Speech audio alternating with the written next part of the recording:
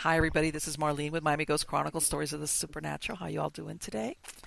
And today I have a gentleman by the name of Micheall Rivers, which is in reality his pen name.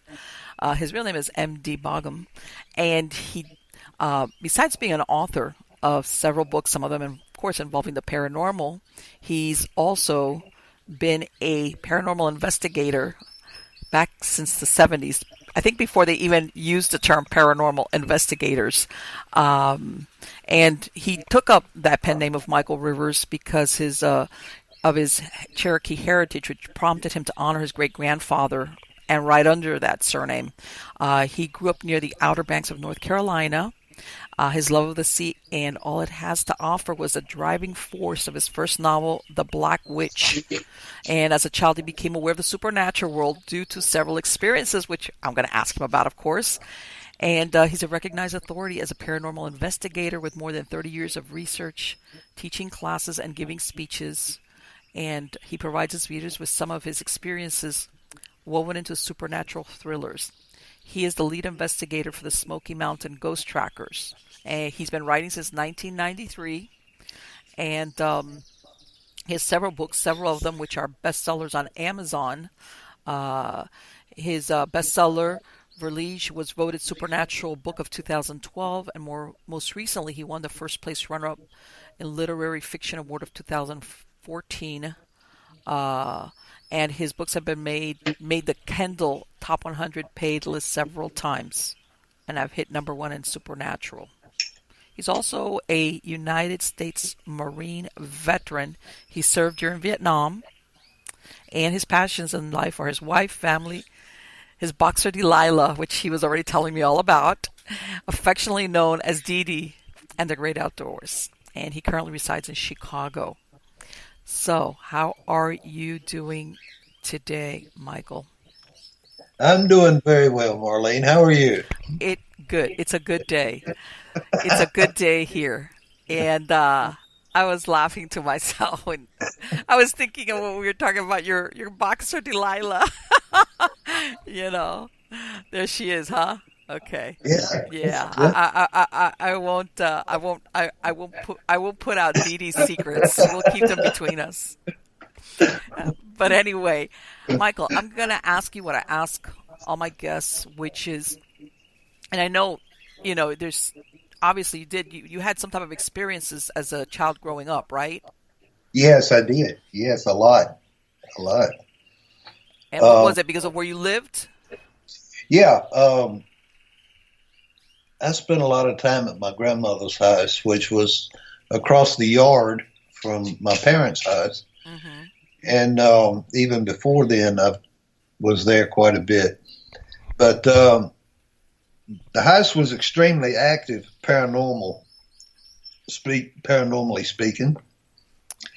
And to give you a good example, um, we had a string that ran from the bottom of the hallway at the bottom of the stairs to the light, and it was a full string light.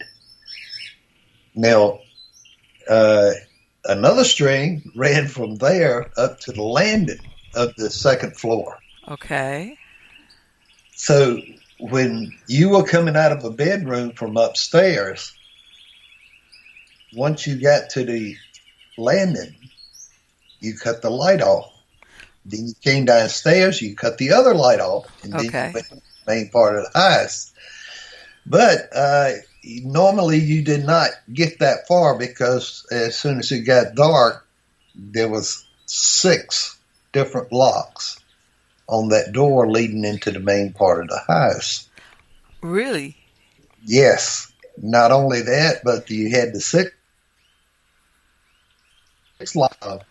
Plus, she also put a chair under the door handle. Okay, and this is coming from from the upstairs, I'm sorry, into the main part of the house is what you're saying? Correct. Oh, Correct. Now, if you were coming out and you turned that light off, you uh-huh. could you could actually feel somebody behind you. Oh, Now, for a while there, I thought it was my imagination, okay. but as a child, when even the grown-ups tell you it's there, Okay, you want that's right something there. to it. Yeah. Yes. But anyway, the downstairs, there was one bedroom downstairs off to the right if you were coming in the front door. Okay. That bedroom stayed ice cold all the time, even in the summer. Hmm. And never could sleep in it. Never could. And the one upstairs, right over it, you'd have nightmares. Terrible. Even adults had nightmares. Terrible. Wow. We had an old rocking chair in there. Now, the only way you could make this chair rock was to physically put your hand on it and move it. Uh-huh. Now, it was sitting on top of a false Persian rug Okay. in front of an old ironstead bed. Now, it is amazing when you hear something upstairs. There's no one in the house but you. Oh my God. So you go upstairs, the rug is flipped back from under the chair, and the chair is finishing rocking. Oh. You could hear walking upstairs when there was nobody in the house. Now, also keep in mind that every one of the beds were the old style beds where you had like 2 feet of space beneath them. So you could see under them. Exactly. There was only one closet in the entire house, and that was beneath the stairs. Wow. And we were told never go in there. You were. Yeah. And did you ever hear why? Or did you ever find out why? Well, I'm naturally being curious. Yes. I checked it out, and it was the creepiest feeling. Mm-hmm. It was just a very uneasy feeling. Now, the most extensive case of paranormal activity I've run into all these years, and this is even after I've seen 4 full body apparitions in my career. Okay. But this particular house, and what I'm going to describe to you, has never been heard downstairs but once. Okay. But it's always heard upstairs. Now, what you would hear, say you'd be in the bedroom asleep, and that would be the left-hand bedroom. Okay. There. You would hear a hurricane force wind. Yes. It would go to the end of the hallway upstairs, and then you had 3 steps landing, and then the steps that went downstairs. Uh-huh. Then it would sound like somebody taking almost like a wrecking ball. Wow. And you got 3 steps, hit the landing, and then you'd hear it go all the way down to the bottom of the stairs. Oh my God. From that point, you hear footsteps, just as plain as being next to them, go from the bottom of the stairs around the side into that closet that we were talking about. The one under the stairs. Yeah. Oh. Now, my mother and father were sleeping up there in that same room one weekend. My uncle and his wife were sleeping in the downstairs bedroom. Oh. And my dad, he got irritated fairly easy, But then him and my mother were laying there in bed, and all of a sudden, big old gray cat jumps up on the bed and just runs right across my dad's chest. He gets up and he's yelling and stuff, But the next morning, he's sitting there at breakfast, and my uncle's name was, they called him Bud. His name was Council, but they called him Bud. Uh-huh. He looks at Bud and he says, "Bud, what'd I tell you about that damn cat?" Oh my God. He says, "What do you mean?" he says, I told you to keep that cat away from me. He says, the cat's not here. It's in Norfolk, Virginia. Oh my God. You're kidding. That was, what, is that when they changed the conversation? Or what did you get? My mother said that my dad's face dropped like somebody had smacked him. Oh my, he must have been like, and that was the, and let me ask you, did he only have that experience with the cat that one time that your uncle was there? Or did it ever happen other times? That's the only time it happened with the cat. Because I'm wondering if it was a traveling ghost that came with your uncle. We don't know, but the after my grandfather after my grandmother died, my grandfather used to go stay with his daughter in Virginia Beach in the wintertime. Okay. I would stay at the house, what we call the big house. Okay. Affectionately known as the White House, because it was a big white house, so we call it the White House, Hey. But anyway, I went ahead and locked the doors just like they normally did, Okay. because that's the way you grew up. Mm-hmm. Now, as I told you, there were 6 locks on that door. Yes. They had turned the bathroom.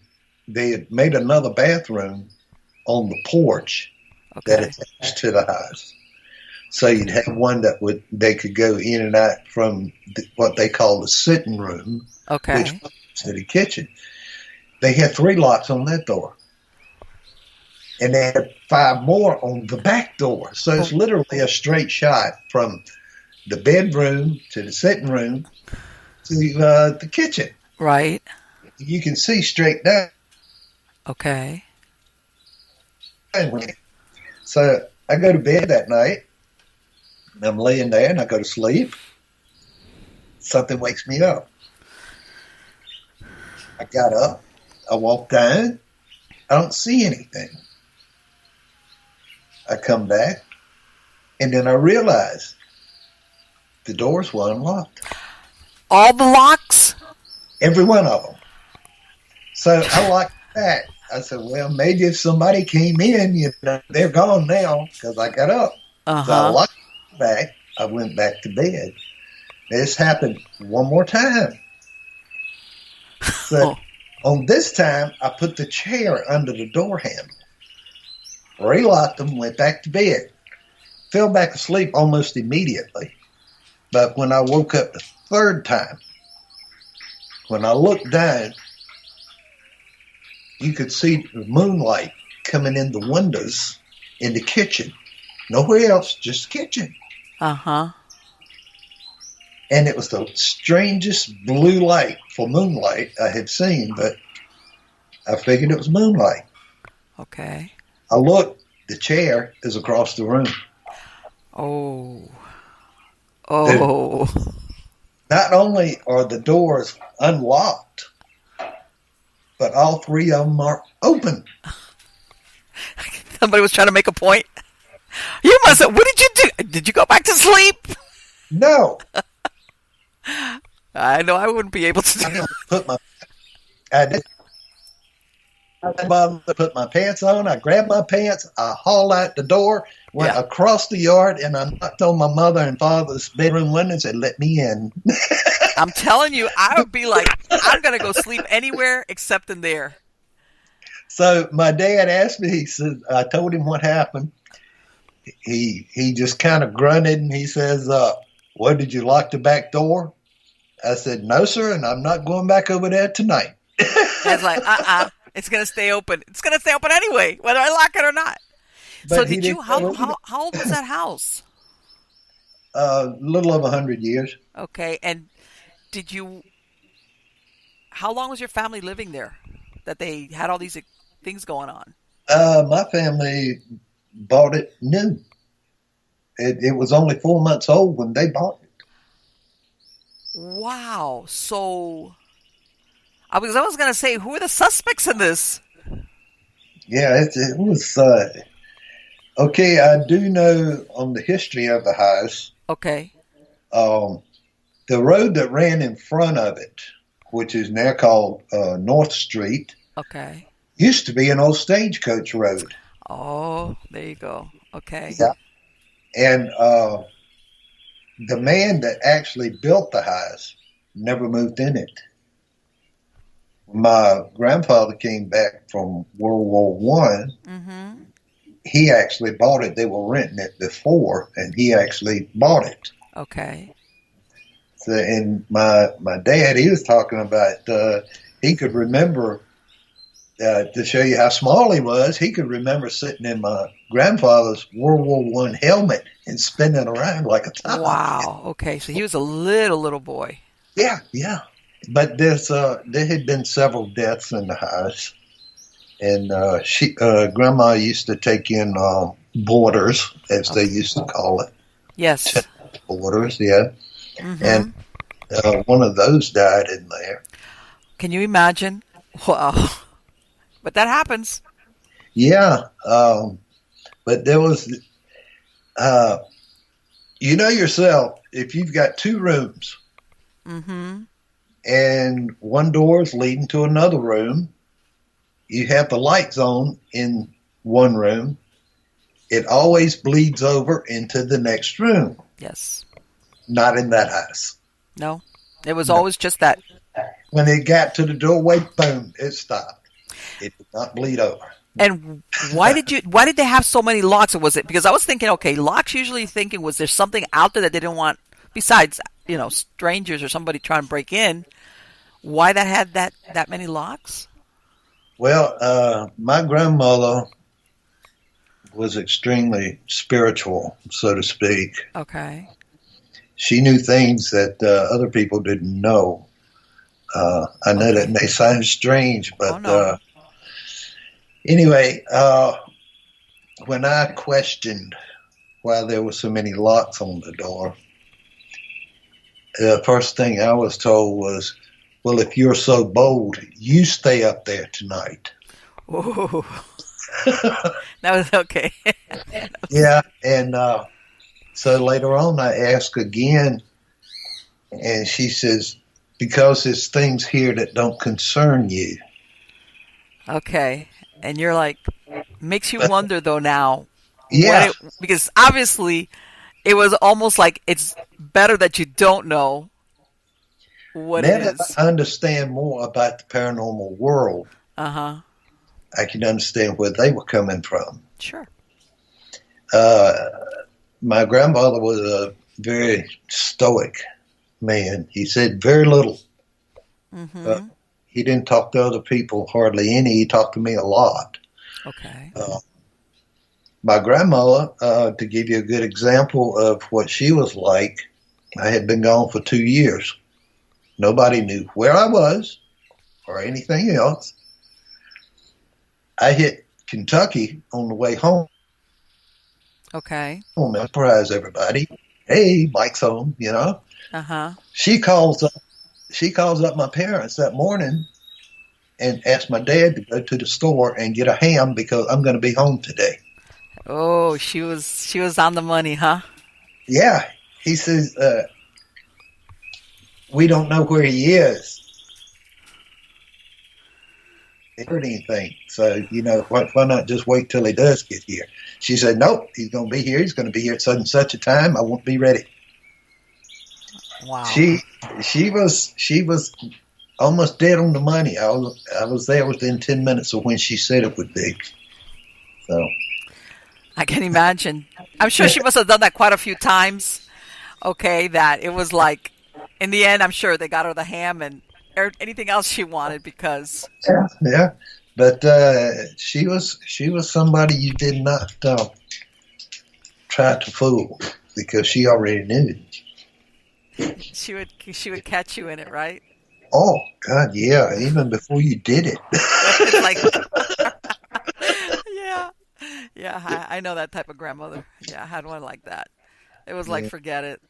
She's gonna bust you in it. Like when you're coming out, she's on her way back, and I yeah. know the type. That's true. So you had these experiences. Did you ever see an apparition there, or was it just strictly the you know, believe me, which the auditory alone and what you're telling me, the temperature is more than enough. But did you Yeah, ever actually see anything? yeah. What did you see? Uh, well, uh, one night I was there, and I had laid down to go to sleep, and now keep in mind I was not doing drugs, I was not drinking Okay. or any of those things. I was not overly tired, but I kind of sat up in bed because something did not feel right. All right. Now, I had my window open, which was over the porch. Okay. So I'm sitting there and I'm waiting, and the more I wait, the more a feeling of almost like doom crosses up.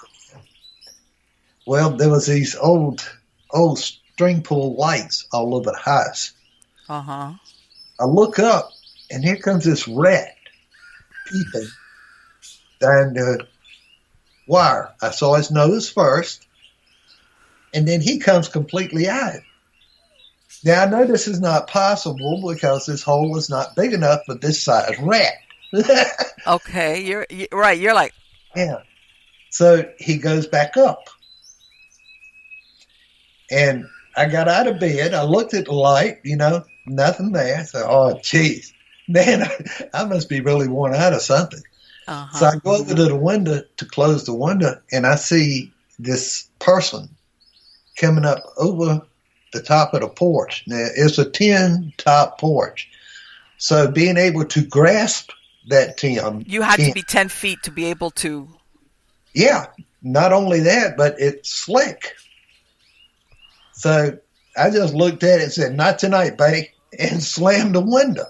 Oh, Because I'd already seen so much stuff in my time that I said, "Forget this," and slammed the window. So I laid back down, and about 10 minutes later, I look and I see the bedroom door open without opening. If that makes sense to you. In other words, you see another door on top of that door, mm-hmm. and you Okay. see it open. And my grandmother, who had been dead for years, she leans in, nods her head at me as if,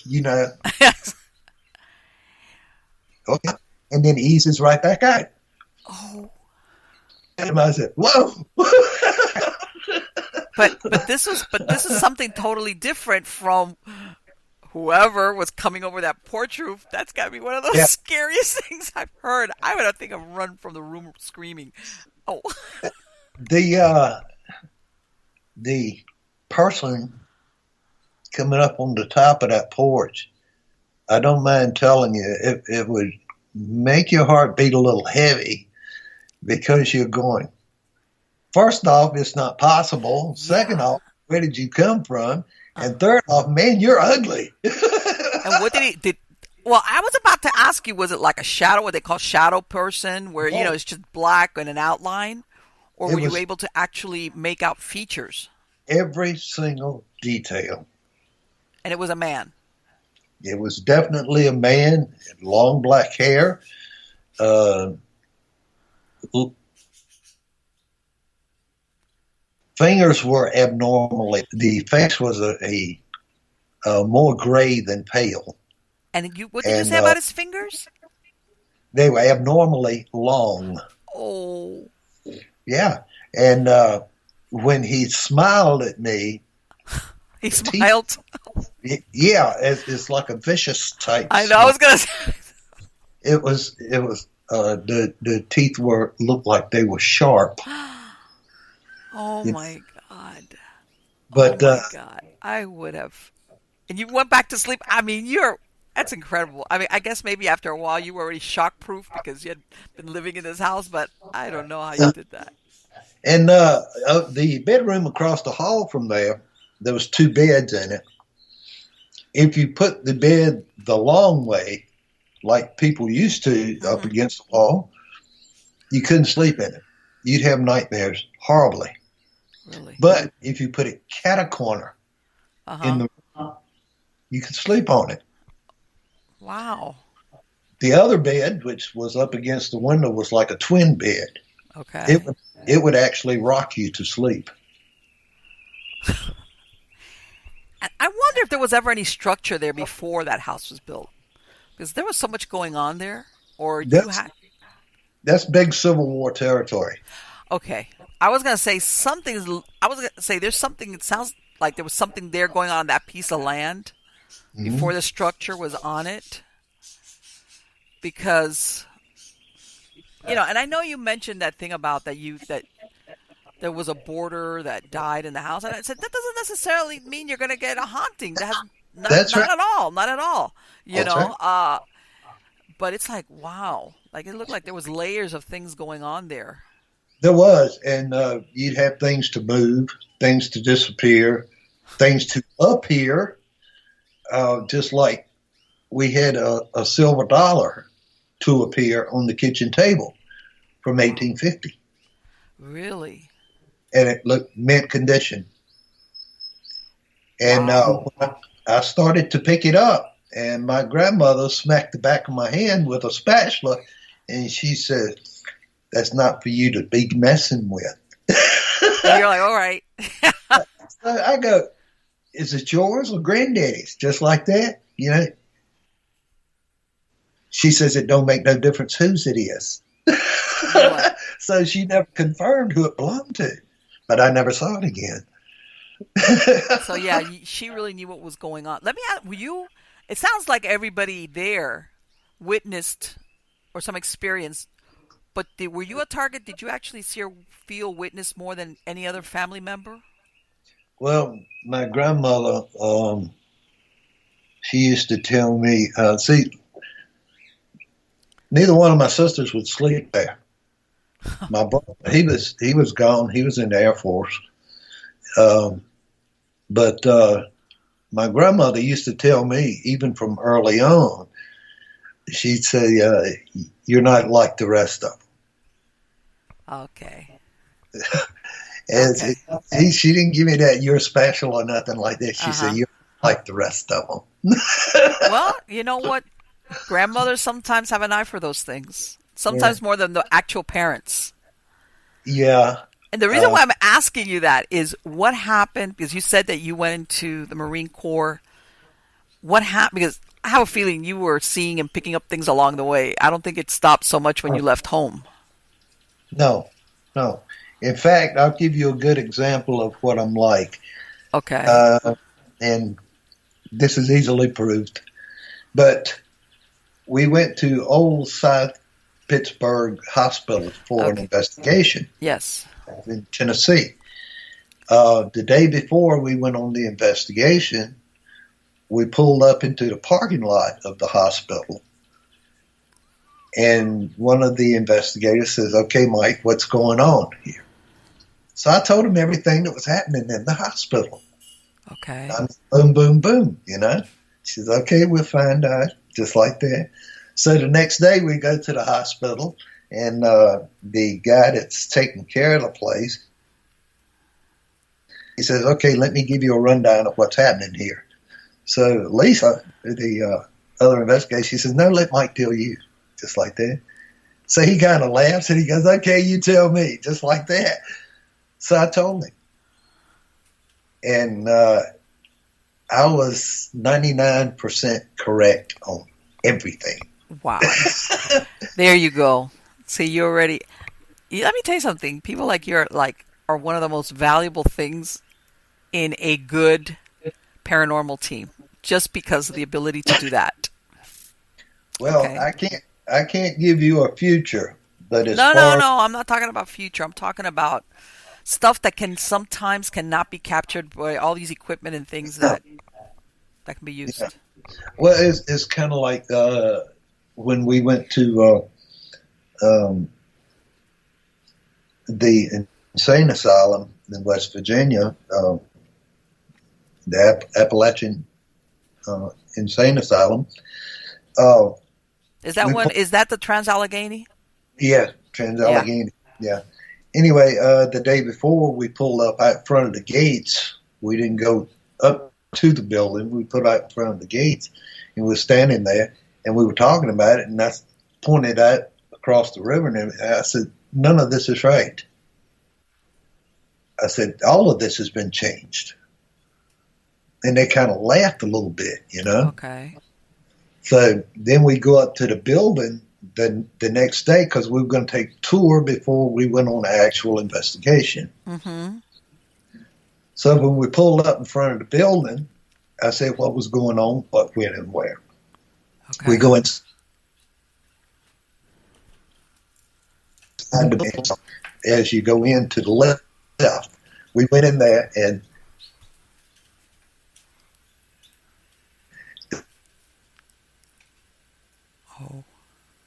it was all it used to look like. And I had this. Oh, because right when you go in there on either side, they have like I guess like there were receiving rooms and they have pictures. Is that what you're talking about? Right. Yeah. They got like a little museum set up there. Yes, I know what you're talking about. Yeah, but anyway, when we went and did the hunt, the investigation, we were allowed to go into the West Wing where other people were not. Okay. Sue, which was a former employee there, they had the West Wing shut down because they were doing some work back there. And that is the women's ward. Now, in the women's ward, a inmate had taken another one and got her on the floor and took the bedpost and drove it through her skull and killed her. Oh, yeah. Well, that's what kind of place it was. It was a tough place. Yeah. But anyway, so we're in there, and the woman was telling us earlier, prior, she says the beds were situated this, and this. I said, no, ma'am. She says, you've been here before? I said, no, ma'am. I said, but the beds were blah, blah, blah, and pointed exactly where each bed was. Okay. She says, well, I'll have to check on that. You know that? Yeah, that right. Like, yeah. Uh-huh. She checked on it, and I was right. But anyway, later on when we were investigating it, I'm in this room, big room, huge room, totally, by myself. I didn't know the rest of the team had gone literally completely out of the West Wing. Okay. I am hearing people in other rooms. I've got my recorder set up and stuff, and I'm sitting there, and you can get this on my website because I've got it up there for people to hear. Mm-hmm. That when you committed your crime, how many here were to witness it? And this jovial woman's voice goes, just one. Oh, my. I mean, me and you talking, you know? It was that clear. And you were like, okay. All right. Yeah. I don't get scared. I don't have any well, fear. you know what? And you think about it, and when you're doing paranormal investigations, I mean, some things can startle you. The truth is, depending on the timing on it. But that's what you're there for, also. Yeah. Now, I do. Me and my team do a lot of private investigations. Mm-hmm. In other words, we can't publicize them. Absolutely, I understand. Do it for like different states, like Indiana, for instance. We did one in Indiana at this particular place is really old. Okay. And we caught some evidence in there that was just amazing. But one of the biggest pieces of evidence that we caught was now we had our mag light completely turned off. Okay. It was not on where you could touch it and it would blink or anything like that. It was completely off. Okay. It was laying on top of an old nail keg, and we had this on video. We asked it questions. Now, what we wound up with was the daughter of the owner and builder of this particular place. Okay. As a child, she had been abused. And her and the father both were spirits that were still there, and the mother too. Oh, wow. Because I've got evidence of all three. But now when we spoke with the manager of the curator of the place. Okay. we told her what we had, the look of total shock was pretty incredible because it was a secret that they did not want anybody to know. Oh, But it's wow. but it's in their archives. But they swore nobody knows that but those two people. Can you imagine and talk about, talk about validation? Think about it. Yeah. Here you are, you have no access whatsoever to any of their archives or whatever. And Uh, like you said, they had made a point of keeping it under wraps for whatever reason, because maybe they didn't, it's something sensitive. I have a And, I have a 3/4 two pictures of a 3/4 reflection of the man who built the place. uh-huh. Black suit, white shirt, you can see his face, everything, leaning out into the window on the third floor, outside of the third floor window. There's no Wow. way you can be there, especially dressed like that. And Yes. that attic is empty. Okay. So you knew, okay, There- you must have, and what, you didn't see that though till you got back. no, you could not see it as you were taking the pictures and stuff. You could not see it. You couldn't see it. It was No, only after the fact. yeah. Now another thing that was purely amazing, like you take photos 5 in succession. So you Okay. have some backup there. You know what's happening to begin with. You know what happened when it ended. Right. We're downstairs. My wife, she investigates with me. Love Okay. that one. Boy, she's got some brass now. But she was standing 3 feet from the window. Okay. Now, there's a tree outside of the window in the picture, in all 5 of the pictures. That tree was cut down 50 years ago. What? But see, that's not the best part. The best part is over behind that tree is where the original owner's house was, his home. We have a Wow. figure. We have a figure coming across the road. In each picture, it comes across the road right on up till it gets to the window next to where my wife is standing. Like I said, she's 3 feet from the window. And from the midsection up, it is the perfect image of a little girl. Wow. And did she die as a child or? Yeah. Yes, she did. Hmm. That's incredible. Now, only during the daytime, when I went in there to look around so, I wouldn't be stumbling all over everything, they got a museum on the second floor. Okay. And it's a semi-museum on the first floor. So I go up on the second floor and I'm taking pictures. Well, I have a picture, and this is a cabinet with glass fronted cabinet, like books and things in it. Uh-huh. Now, you do have mannequins and things in there, and they're dressed a certain way. Okay. The old sewing mannequins, the ones. Yes. Okay, well, I take the picture of this old-timey bed, but it's got an American flag bedspread on it. The reflection of a woman is in the window of the bookcase. She's got on the tight bodice dress from the 1800s with the high collar and everything. Uh-huh. Yes. There's nothing like that in there. Oh. So what I do is I take this picture because this is before I have signed any papers. I put it on the internet. Amazing, eh, people? Blah, blah, blah. Uh-huh. So I get 2 people to write me back, and they go, well, did you see what else is in the picture? I said, what do you mean? So I look at the picture again. Now there's a oval framed picture over the bed and kind of to the right. In other words, in between the bookcase and the bed. Okay. there's the reflection of, in this glass case that was behind me over against the wall, somebody standing in front of that case. I was so up there. And it's like, when you saw, you must have,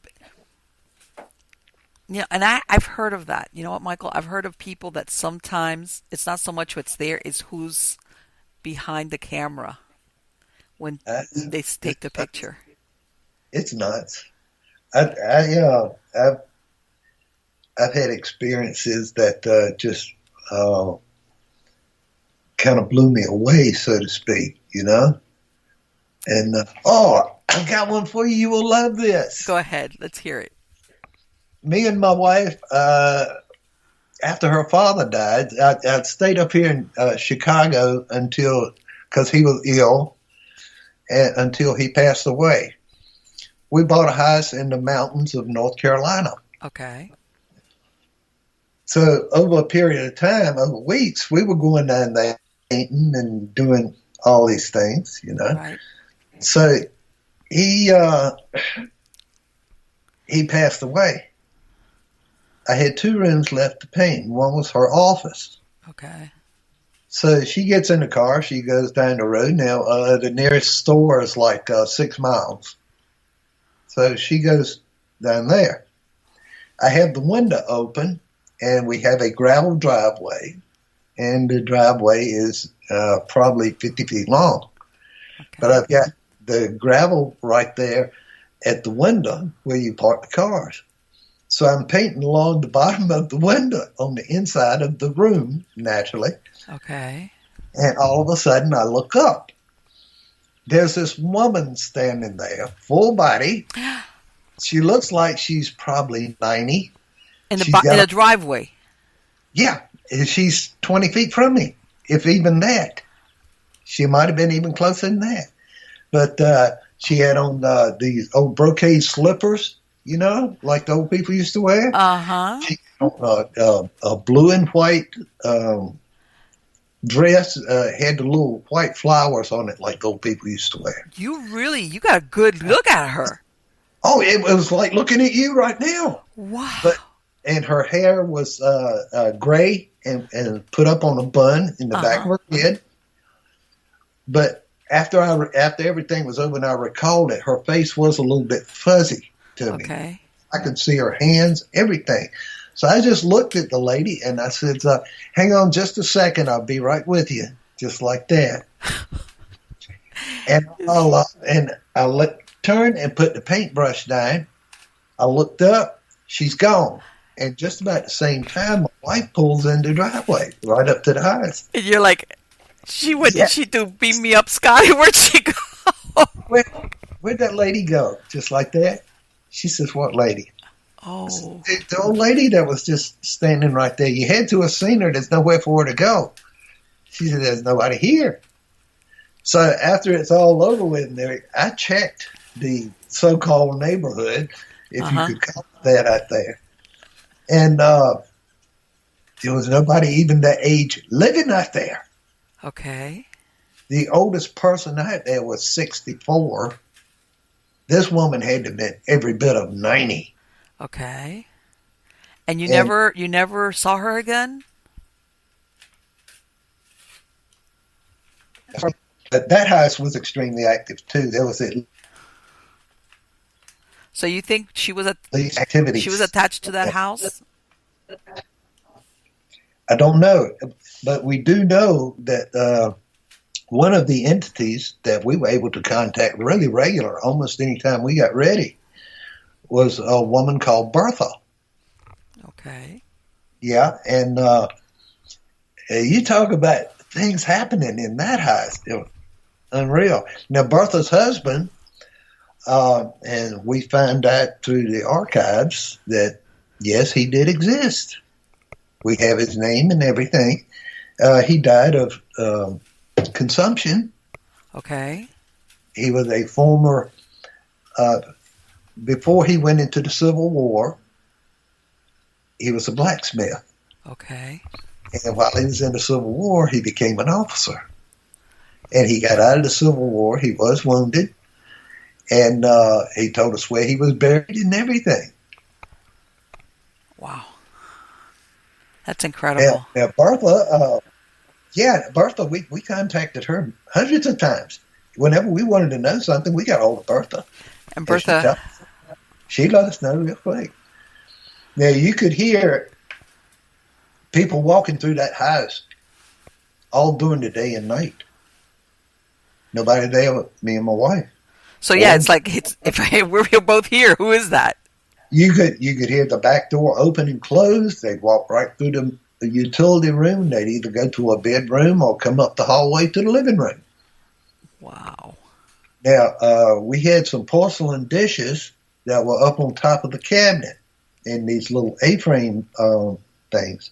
Uh-huh. This particular porcelain, the least little thing will break it. It's antique. Okay. It's extremely old. So we're sitting there. All of a sudden, we hear a big bang. We just come in from getting groceries. Hear a big bang. So we come in there.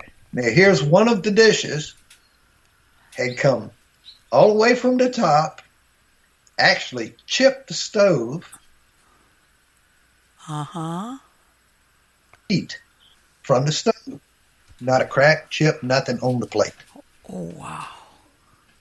Now, I could give you 100 stories on this place, but the one that did get us more than anything else on that deal was that happened again on that same plate, and it wound up in the same spot. But the one behind it is octagonal shape, so it does not roll. Right. Okay.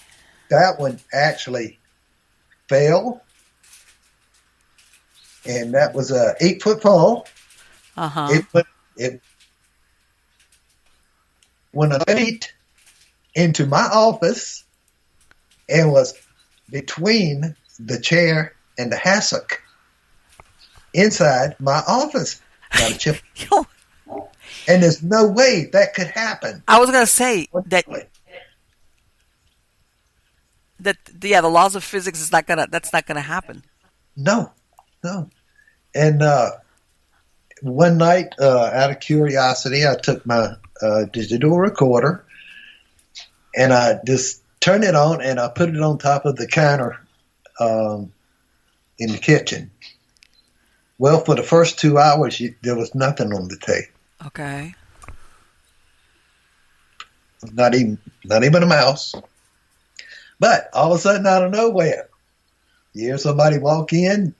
You hear cabinets opening, dishes being pulled out, silverware, glasses, the whole deal. Wow. All this stuff, plates being set out, just like you were setting a table or something. I mean, each individual sound. Uh-huh. And then it waits for about 15 minutes. And then you hear them being put back up. Wow. That's incredible. And you know what? I've had that experience of being in another part of the house and hearing stuff being moved around in the kitchen. I've had that experience, like you said, like normal stuff, like cupboards opening and just noises that you make when you're in the kitchen doing something. Yeah. I investigated one place. It was a single wide house trailer. They were having problems, and I kind of chuckled when I first heard the stories, So I stayed there all night. Nothing happened. So the second night, I set up the cameras. I went in the back bedroom where they normally sleep, and I fell asleep.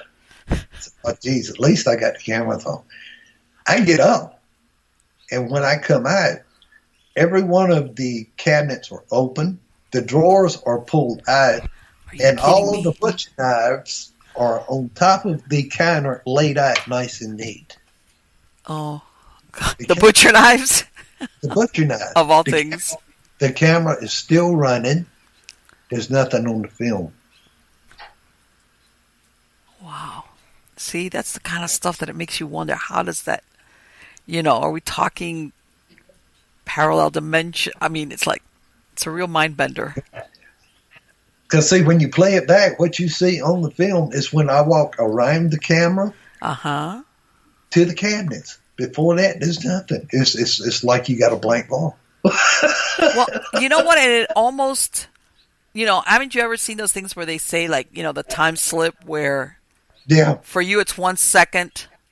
yeah, Like what you said, all you see is you're doing your thing, they're moving around, but for them, they slip in and do whatever it was that they did. yeah. And of course, the film is only capturing real time. hmm Now, in a lot of cases, you hear people being attacked by a spirit, et cetera, et cetera. Hmm. Out of all my investigations, never, I have been touched Okay. and I've been pushed one Okay. time. But in this particular case, this was at Trans Allegheny. Okay. Uh, they got this one spirit there that I'm not the only one that knows about it, but they got this one spirit there. It's a woman that hates men. Okay. Well, I had a little case of ego at that particular moment, and I walked to the room, and I'm going to say, well, she's going to talk to me. Oh. But she wouldn't talk to me. She talked to every woman that went in there, but she wouldn't talk to me. Uh-huh. So normally I do not disrespect the spirit, but I said something very rude, crude, and downright ugly.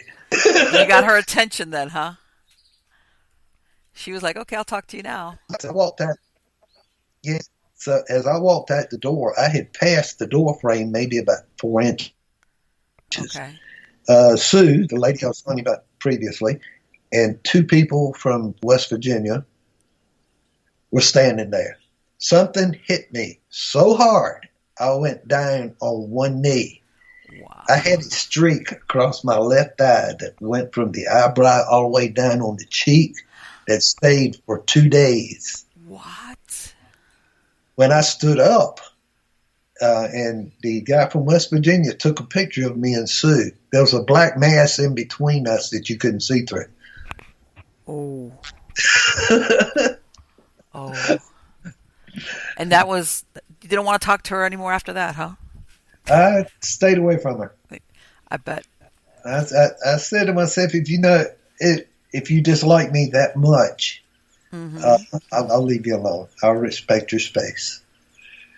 My wife goes in there 5 minutes later and gets a really cool recording off of her. Well, it's and you know what? And that's another thing, especially when you go to these asylums. It's also that, I mean, besides that you're talking to a discarnate, you're also dealing some people with different types of mental illnesses. Even though when you look at the list of things that somebody could be committed for, you could be committed for just about anything back then. Yeah, yeah. Just for being sad sometimes you were We were committed. we were able to contact one entity there. They had never contacted before, and come to find out, he gave us his name and everything. And the manager of the place, she was there when we contacted this person. She says, I'm going to go down and check the records and see if I can find out anything on this. Hmm. She goes down and checked the records, and it was two brothers. Really? And one got there before the other. The other got there during the time of the Civil War, because they got a section that was built during the Civil War. Okay. And he got there during the Civil War. His brother was there before then. Okay. So we were actually able to attack both of the brothers. Wow. And did Yeah. they live out their days there, or were they just there and then they left? Were they able to get able to The leave? according to the records at Trans Allegheny, they both died there. Oh, yeah, yeah. That's one of the things that you see. You see some people, they went in there and they never came out, but Mm-hmm. then there was other people that would leave and then they would come back, depending on, because back then they didn't have medications like they have now. But yeah, you see a lot of that when you look at the records, that some of these people basically lived out the rest of their days, whatever they were. Yeah. Have you ever been to Trans-Allegheny? Yes, I have. I have been to Trans-Allegheny. Did you have some good experiences? Yes and no. I was with like I did like the tour in the group, and number one, they kind of moved you along a little bit too quickly. I had some experiences despite that. Okay, um, especially when I like tried to like do the dawdle along and fall back. Yeah, yeah. Yeah, Well, I especially. think I tell you what, if the next time I go, Hmm. I'll invite you. You go with me, and you won't have to stay with those groups. Oh, that would be great. That would be fantastic. Because it was like with that group, it was like, okay, nothing here. Even if there was, forget it. It's just, and as soon as they would move off a little bit, but then I would have the guy going like this to me, like, hey, come on. And I'd be like, darn it. Get over here. Yeah. And You remember what the doctors' quarters were? Where the doctors lived? I'm trying to remember because I know that there was one floor where they had the nurses. Yep. I think it was, what is it, the fourth? It was one of the upper floors. Yeah. Um, And then I know that there was one, that they were basically, they had the nurses station and they had the other one, another floor where they kept the people that were more violent. That's correct. That's correct. Um, and they as a I think that there was also, I want to say that if I remember correctly, I don't want to get my asylums mixed up. I believe that there was even a nurse that was killed. Uh, th- One of there the was patients there. there was several people that got messed up and killed too. Yeah, and that they Yes. Yeah. that they would kill each, amongst the patients there. Yeah. Now, okay, you remember where the clock is? Is this on the ground floor when you come in, or Okay, when you come in on the ground floor, right? uh, go up to the next floor, and you'll come out on a balcony that's Okay, basically beneath the clock, okay, so to speak, because you can look out from the balcony and look up and see the clock. But okay, that's where the doctor's quarters was. okay. Now, a lot of people don't go in there. They don't bother with it because they don't think they're going to get anything. Of course, there's not a lot of professionalism on that type thing anyway, unless you can get some privacy. But we go in there, and we got two children. Really? One of them was a doctor's kid, and we knew where her bed was and everything. So we asked the child, said, were you cold in the winter?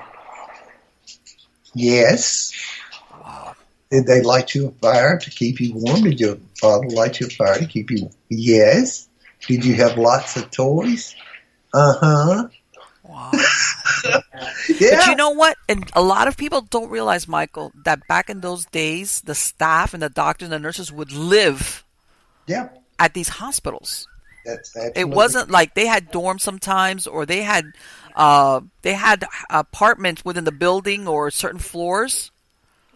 If you were the superintendent, where everybody lived there, the wife, the kids, everybody. It's not like now where everybody leaves at the end of the day and comes back the following day. And in the children's section, Okay. we captured several children's voices. Wow. Yeah, we've run into some really amazing things over the years, and I've got a new hunt coming up. It's a kind of famous bar that used to belong to Al Capone, and some of Okay. his tunnels are still under there, and we're going in there, and got a couple of places that we're getting ready to go to, and we're gonna go back to shucks, the one in Kentucky, The Waverly? Waverly. Yeah, we're going to Waverly Hills this spring. Have you been to Moundsville, to the prison in West Virginia? Mm-hmm. Yeah, I've been Yes, there. yeah, I went there a long time ago. Yeah. That Uh, one.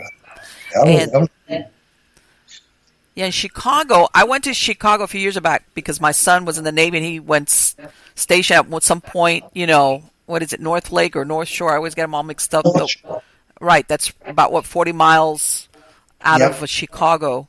yep. So I went to Chicago a few times because of him, and I really didn't get a chance to go to a lot of the places, like especially like in that downtown area. Yeah, yeah. Well, there's there's a lot of paranormal activity around this place. I bet there's a lot of history, a lot of violent history too. Yeah, yeah. Well, you think about it. If you want to go history wise, every single one of the large buildings that are in Chicago Right? are built according to the standards that were designed and developed by Al Capone. Really? Yeah. Now, this right over here at Blue Island, with um, gangsters came over there quite a bit, and another, my wife's grandfather, he used to repair, and his her dad has told a lot of stories about it and everything. The way Grandma said, "This ain't gonna happen no more." You know? But now You know his what? house, And I wonder, a few years back, I read a story. It's supposed to be a true story. It's called a Chicago Ghost Story, and yeah, it's about a Resurrection Mary, no, not resurrection. It's about a father named Father Muldoon, yeah, and there was what was it was a rectory. I want to say it's been closed down. it I'm not has sure if it's been closed. I think it was yeah, St. Charles Borromeo or something like that. He's supposed to be the one that haunts it. the rectory is still open. You can go there and actually investigate it. Oh, It's o- really? yeah, it's over by the Calsag, Uh-huh. the Calsag River, and you'll see the cemetery there, and you'll see the rectory and everything. You, And my brother-in-law and I have too now. Both of us have seen Resurrection Mary, really? and I saw her. I used to do EMS in Chicago, Okay. and we were coming down Archer, and we saw her, me and my partner.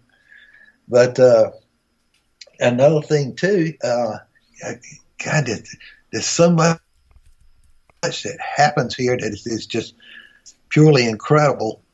Um, a lot of now Bachelor's Grove. Yes. I have photographs from Bachelor's Grove that would drive you wild. And let me ask you, do you think that what's going on in Bachelor's Grove is it the burials or is there truth to the fact that at some point they were dumping bodies out there, people that the mob was killing and they would just take them and chuck them out there. Do you think that's where it's coming from? There was a lot of deaths out there, Okay. a lot of deaths. Um, they weren't killed there. Let me Right. put it that way. Um, and there were some that were killed there too, but very, very few, just one or two. But the things that happen out there would amaze you. Right. No, I've heard it's very active, even though from what I understand, it's a little bit overgrown now. But Yeah. that's what I've heard, that it's a really active spot. Well, did you ever watch Ghost Adventures? Yes. The one when they went to Bachelor's Grove?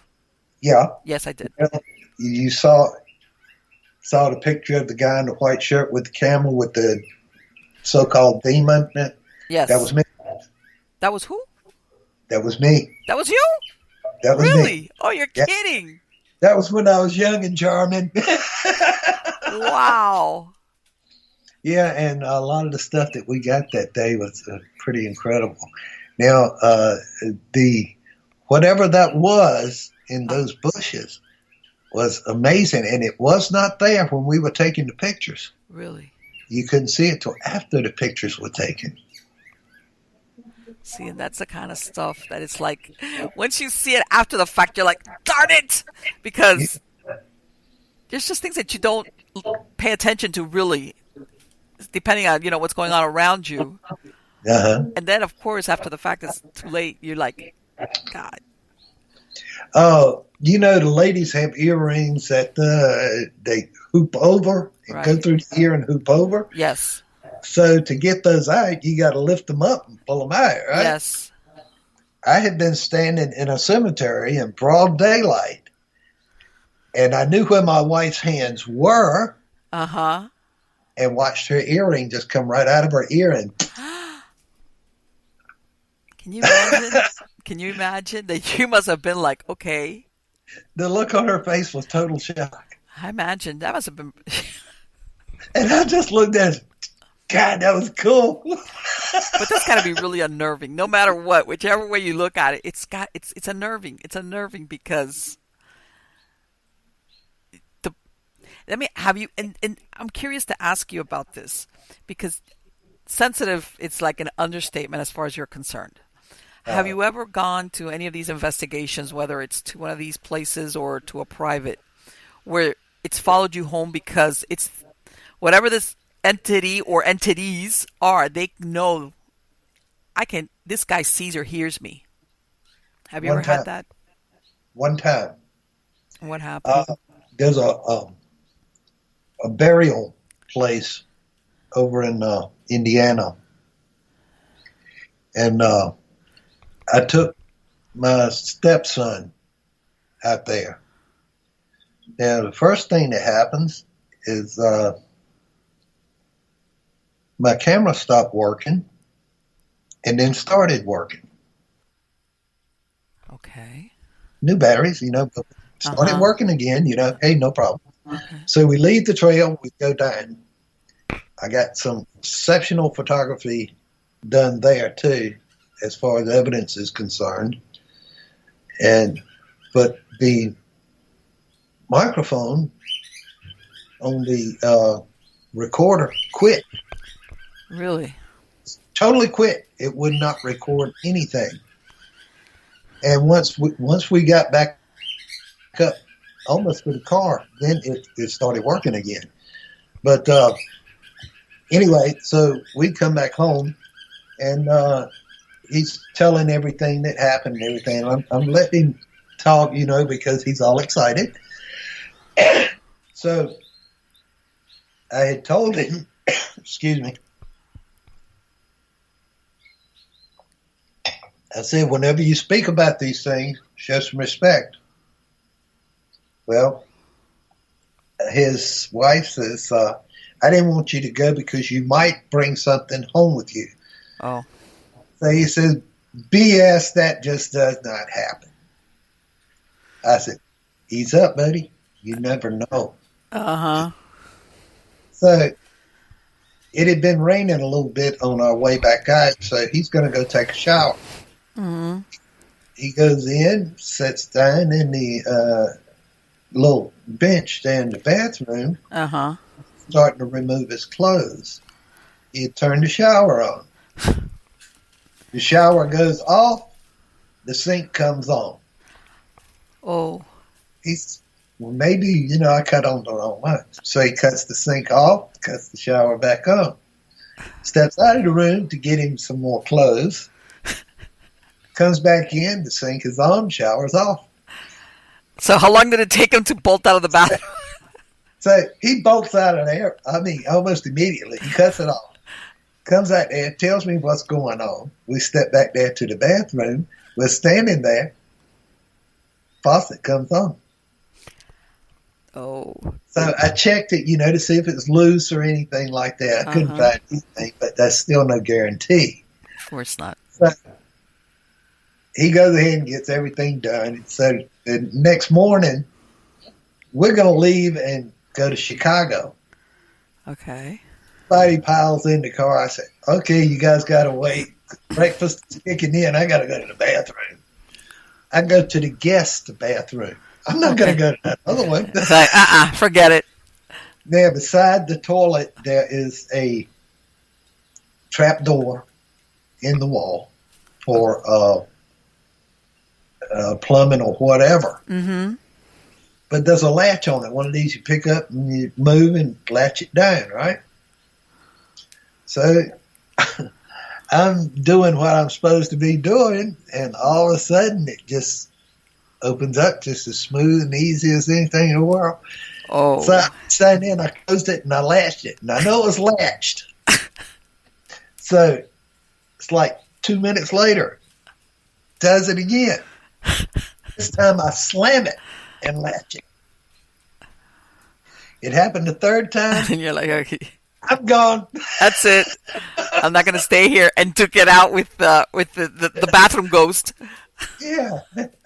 So the only place anything could have happened there, because he mentioned some other stuff that happened after we left. Uh-huh. So apparently he brought something home with him. And it's like, oh, that's, what is it? You ask for it, you got it. I always carry protection, so I'm not bringing anything home with me. Well, well, it also sounds like you're aware of what happens when you start making comments like that. Yeah, Somebody's gonna take you up on it just to prove yeah, to you like, hey, guess what? I can go home with you. What do you think about yeah. that? They can do anything they wish.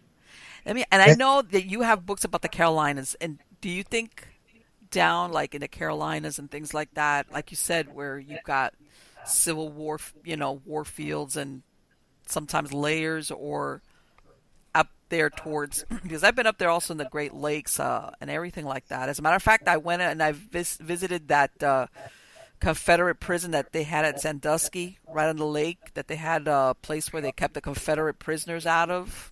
Yeah, yeah. What do you think? Do you think the Carolinas, for example, are more haunted, or up there in that neck of the woods up in Chicago by the Great Lakes and so forth? It just all depends on, because there's a lot of places up here you get nothing at all. There's Mm-hmm. a place you go, other place you get nothing at all. It just depends on. I guess if you believe in God, Mm-hmm. it depends on what He lets them do, Okay. or however conditions allow him to do. The thing about an apparition, such as a full body, Okay.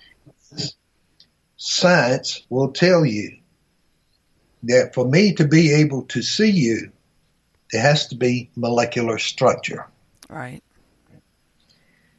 For you to be solid enough for me to see you, there has to be molecular structure. Yes. For me to touch you, push you, rub against you, or anything else, there has to be molecular structure. Now, anything with a molecular structure that can be seen, touched, felt, heard cannot move through a solid wall, Yeah, it's either one or the other. but yet an apparition can. Mm-hmm. So, physics-wise, that apparition cannot be explained. Now, I've heard all explanations from psychiatrists and all these other people, but how can you take a picture of imagination?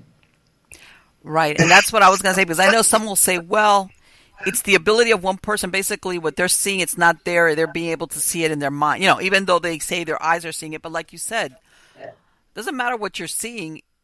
How can a camera capture anything if it's not there in that space? Yeah, yeah.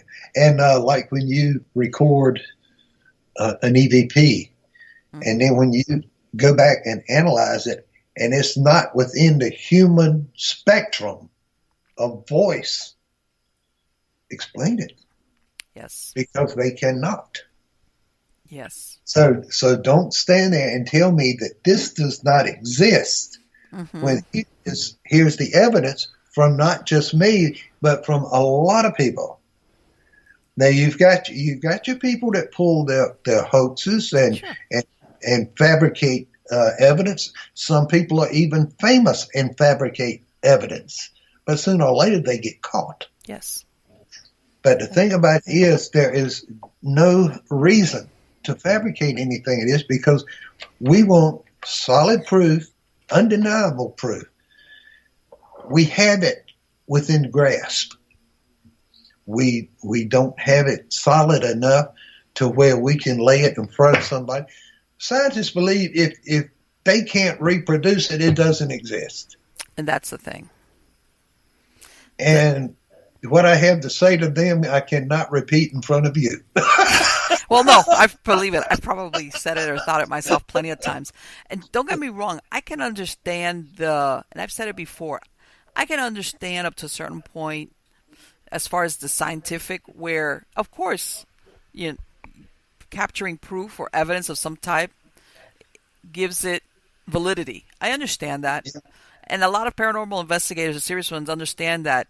Well, personally, I think there's too many pieces of equipment out there that I just think they're useless. But I can understand why people want to do that. You're right. But that does not mean that if you fail to capture anything, it's not there. Yeah, that's right. Because there's been a lot of times that everybody heard something. And we knew it wasn't us, but everybody heard it, and it was a voice. There's nobody within a mile, but there was the voice. But still, the recorder would not pick it up. And then you have the instances where nobody heard anything, but it's on the recorder. Yes. So how do you explain this to somebody who is a hardcore skeptic? Yes.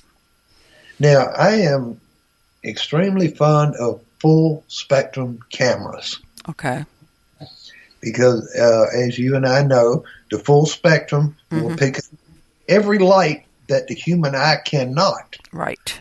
So if there's something in that room, it's going to have some kind of light to it. So if I can pick it up with my full spectrum, hey, I'm a happy guy. There's something there. Yeah, exactly. And I agree with you, because there's a lot of times that just based on what our eyes can see, you're very limited sometimes. Yeah. And your eyes, for me, people that I have taken on some investigations with me that have never been before, they wanted to go so bad, and finally you break down and say, okay, you know. But number one, they hype themselves. So they're going to see and hear stuff that is not actually there because they have already frightened themselves. Yeah. They've primed themselves. Yeah. So I tell them straight out of the gate, leave yourself open. Don't say, oh, Jesus, it's so dark in here. It doesn't matter how dark it is in here. The ghost doesn't know it. Don't tell him. It's like, and that's the thing. Let's face it, human beings, we are what we are. If you prime somebody and you hype them up and you get their senses, like you said, you hear a noise. If you're not hyped up, you'll realize, oh, that's a pigeon in the window, whatever. Yep. But if you're hyped up and you're primed, that noise all of a sudden translates into the ghost. Yeah. Your objectivity goes out, it's non-existent. Yeah. Yeah, and the simple creak of a old pipe will drive those people insane. Did you hear that? Footsteps. And I always loved it, like on the shows, for instance. Did you hear that? Of course we didn't hear it.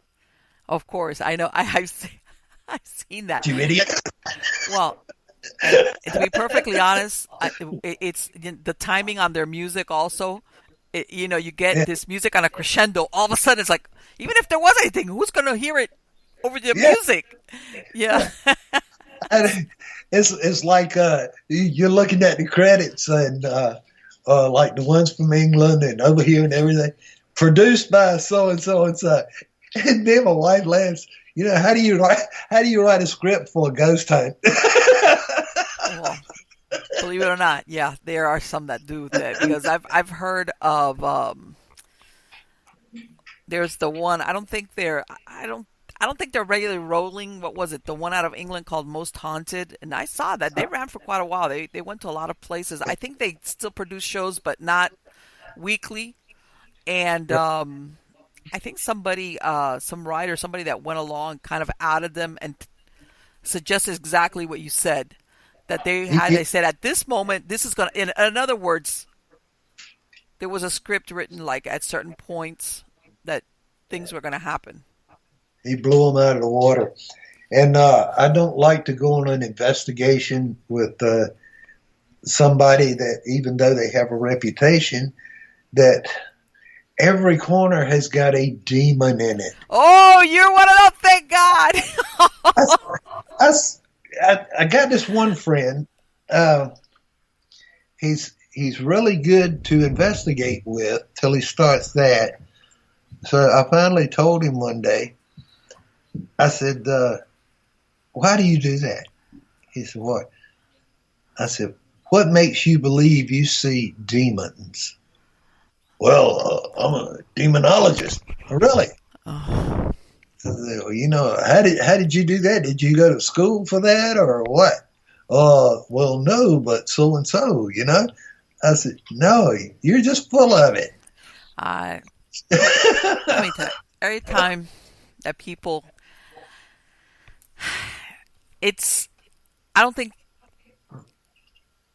anybody really understands whether you believe in them or not, what exactly you are putting yourself out there to be an expert or to tangle with. Yeah. Okay. If it really was, really, in my opinion, Mm-hmm. if it truly was a demon, you don't stand a chance, buddy. Well, this is the thing, and you know, and I tell, um, what I tell a lot of people is, despite the Hollywood version that you see all these shows that people do all these acrobatics and all these things, Yeah. the influence of something demonic is much more subtle. It goes over sometimes years. Basically, what it's Yes. looking for is the corruption of the person, Correct. and anybody usually that gets involved in that, and as a matter of fact, as I tell everybody, even Catholic Church, everybody goes eventually. If you Yeah. see to the Catholics, they're having a hard time with a few priests that are coming on board. They're having Yeah. a hard time recruiting from these new priests coming out of the seminaries, just taking orders to go into and become exorcists. They don't want that. They don't want that. Okay. No. And because it's psychologically, I think it does a number on you. Even if you're a priest and you got the big gun supposedly or whatever. Yeah. Well, I have found a lot of things that were hard to swallow as far as that stuff is concerned, and I have learned a lot of things, especially as far as the places you should not, or things you should not delve into, Mm-hmm. things to keep away from you. Yes. And the number one on the hit parade, which everybody thinks is a toy, is a Ouija board. Yes. It's a big one to stay away from. It opens gates, Yes. and you don't know what's coming through that door. And it could be a so-called demon. It could be a malevolent spirit. Mm-hmm. You don't know. But ones that have documented and had made actual contact through that came through on a Ouija, usually it did not come out well. No, there's and maybe people sometimes don't realize when you're talking either an elemental, a dark elemental spirit, or demon. In many cases, you're talking something that's been in existence prior to Judeo-Christian times. Yeah, Okay, yeah, which is why you will, not all the time, but sometimes you'll get, because in the Catholic religion you can't exorcise a house. You can do a house blessing, you can exorcise a person, but that's why a lot of these stories sometimes that you hear people where they get at least a house blessing and it ramps Yeah. things up or doesn't solve the problem is Yeah. because if you're dealing with something on that level, whatever's there might You know. predate Christianity. Well, you talk about look at the elemental that's at the Scottish castle. I can't think of the name of it right this minute, but there's Oh, an the one element. is, are you talking about the one in Ireland at Leap Castle? Yeah, yeah, at Yes, least. Yeah, absolutely. Yeah. yeah. That's That's a mind bender right there. I'll tell you that yeah, much right now. that's definitely no joke. No, it is not. And when the priest won't even attempt to mess with it, No. there's something really bad there. No. And I mean they really don't know the origin. Some think well that it was something conjured by druids who were there way before. There was a significant amount of horrible deaths in that castle. Who knows Yeah, if that was yeah, a product of that? But there's been enough witnesses that have seen it that I mean, that's it sounds like there's something there, yeah, and they usually do what I've found in my experience is the best thing to do, which is don't go looking for it, ignore it, like don't even bring yeah, it up in conversation, kind of thing. Because when yeah, you're talking something like an elemental, you don't yeah. want No, you don't want no, its attention. no. I don't want. I don't want an You don't. elemental You don't. You autograph. don't. You don't. You don't. But some of the like I also do a lot of research on things in Mm-hmm. different places, and there are some places I want to look into that I try to find places not everybody goes, Yes, I and totally a agree. lot of people who do investigate different places, they say, okay, I went to this place. I got a little bit, or not much, or nothing at all, whatever. Mm-hmm. Let's try the next place. They don't bother to tell the novice that you don't get something every time. Oh, You might have to go somewhere a dozen times before you get something. Or even at yes. that, you still might not get nothing at all.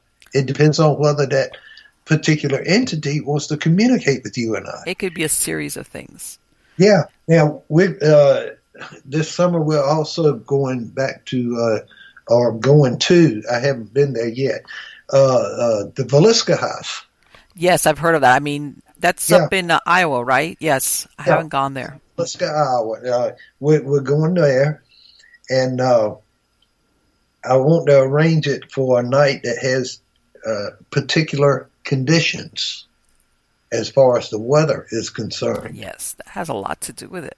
Yeah, because see, I looked into a lot of the professionally wise investigations that were held there, what the weather was, etc. for those Okay. particular nights.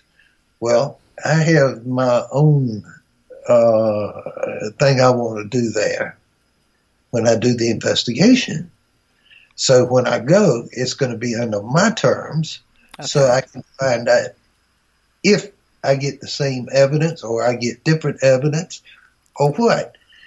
And there are some people close by that I want to speak with concerning that Now I'm going to house. ask you something, Michael, and because this is the thing, from what I understand, the house in and of itself is kind of small. It's not a big house, and this was supposedly when that axe murder occurred. It was like a little town, kind of a farming town.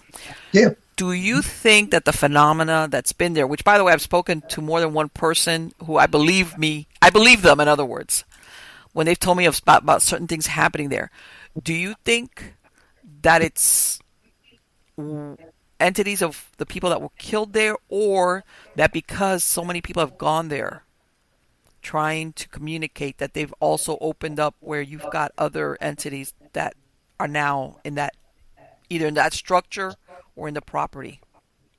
I think there's somebody else there besides the original victims. Okay. I don't think the killer per se Mm-hmm. is there. Okay. I think there's somebody else there besides the victims.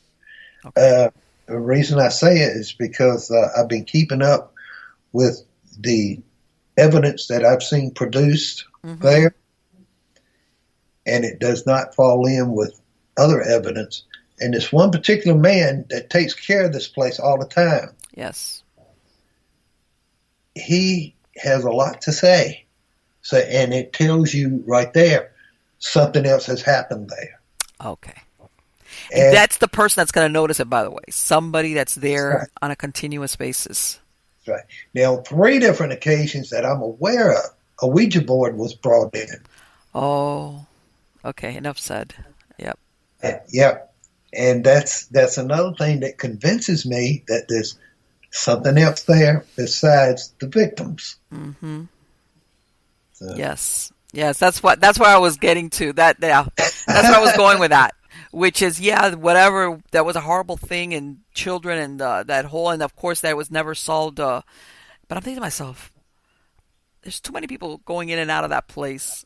And and I want to say there's a lot of people that don't know what they're doing or think they know what they're doing and don't.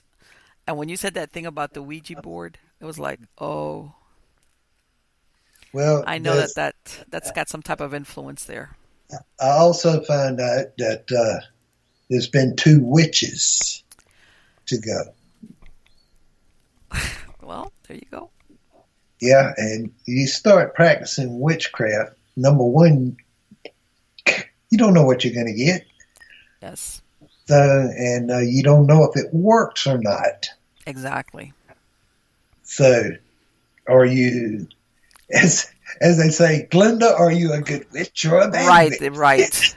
Which one are you? Which one are you? Glinda the Good Witch or the other one? I forgot her name was. Well, and this is, and sometimes it falls into, and it has a lot also to do with intentions. I think it also has a lot to do with intentions and knowledge.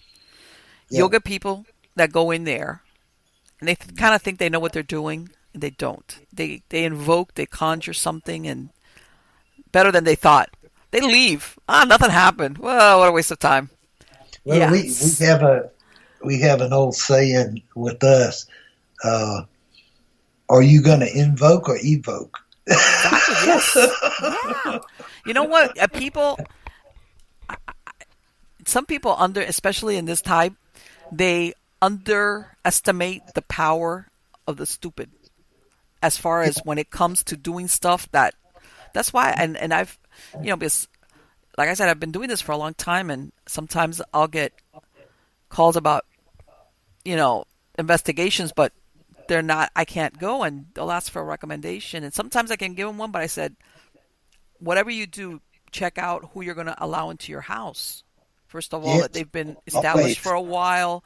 They're not a fly by night. And I said, because worst case scenario, besides the fact that you're actually allowing strangers into your home, Mm-hmm. if you do actually have any type of supernatural whatever going on, whatever it might be, you let the wrong people in or the wrong person in there, and it could make things much worse than what you're experiencing now. And I've had more than one situation where they need a cleanup crew I to go in love there because that's the way to look at it. It's like I I need a love the cleanup fake crew. I love Help. the fake psychic. Well, and this is and I tell everybody, there's people that are psychic, and I said, but the psychic stuff comes and goes. Like it depends. It's a human body. Yeah, Okay, they even if don't you have, have psychic abilities, you've had a long day, or you have a cold, or you've got worries, you cannot produce. You're not. The they psychic have stuff goes on the back burner. the average person does not realize that a true psychic cannot bring it up on a whim. No, you can't. And a true psychic is not going to advertise he's a psychic or she is a psychic Exactly. because Exactly. people are afraid. Well, I think what happens, and I was talking to somebody else about this the other day. I said that during the time when Houdini and spiritualism was up, and Houdini was finding all these people that were fraudulent. I said, yeah, I bet you that there was a bunch of people that they didn't have one psychic hair on their head. I said, Yeah, but I'm sure there were some that were.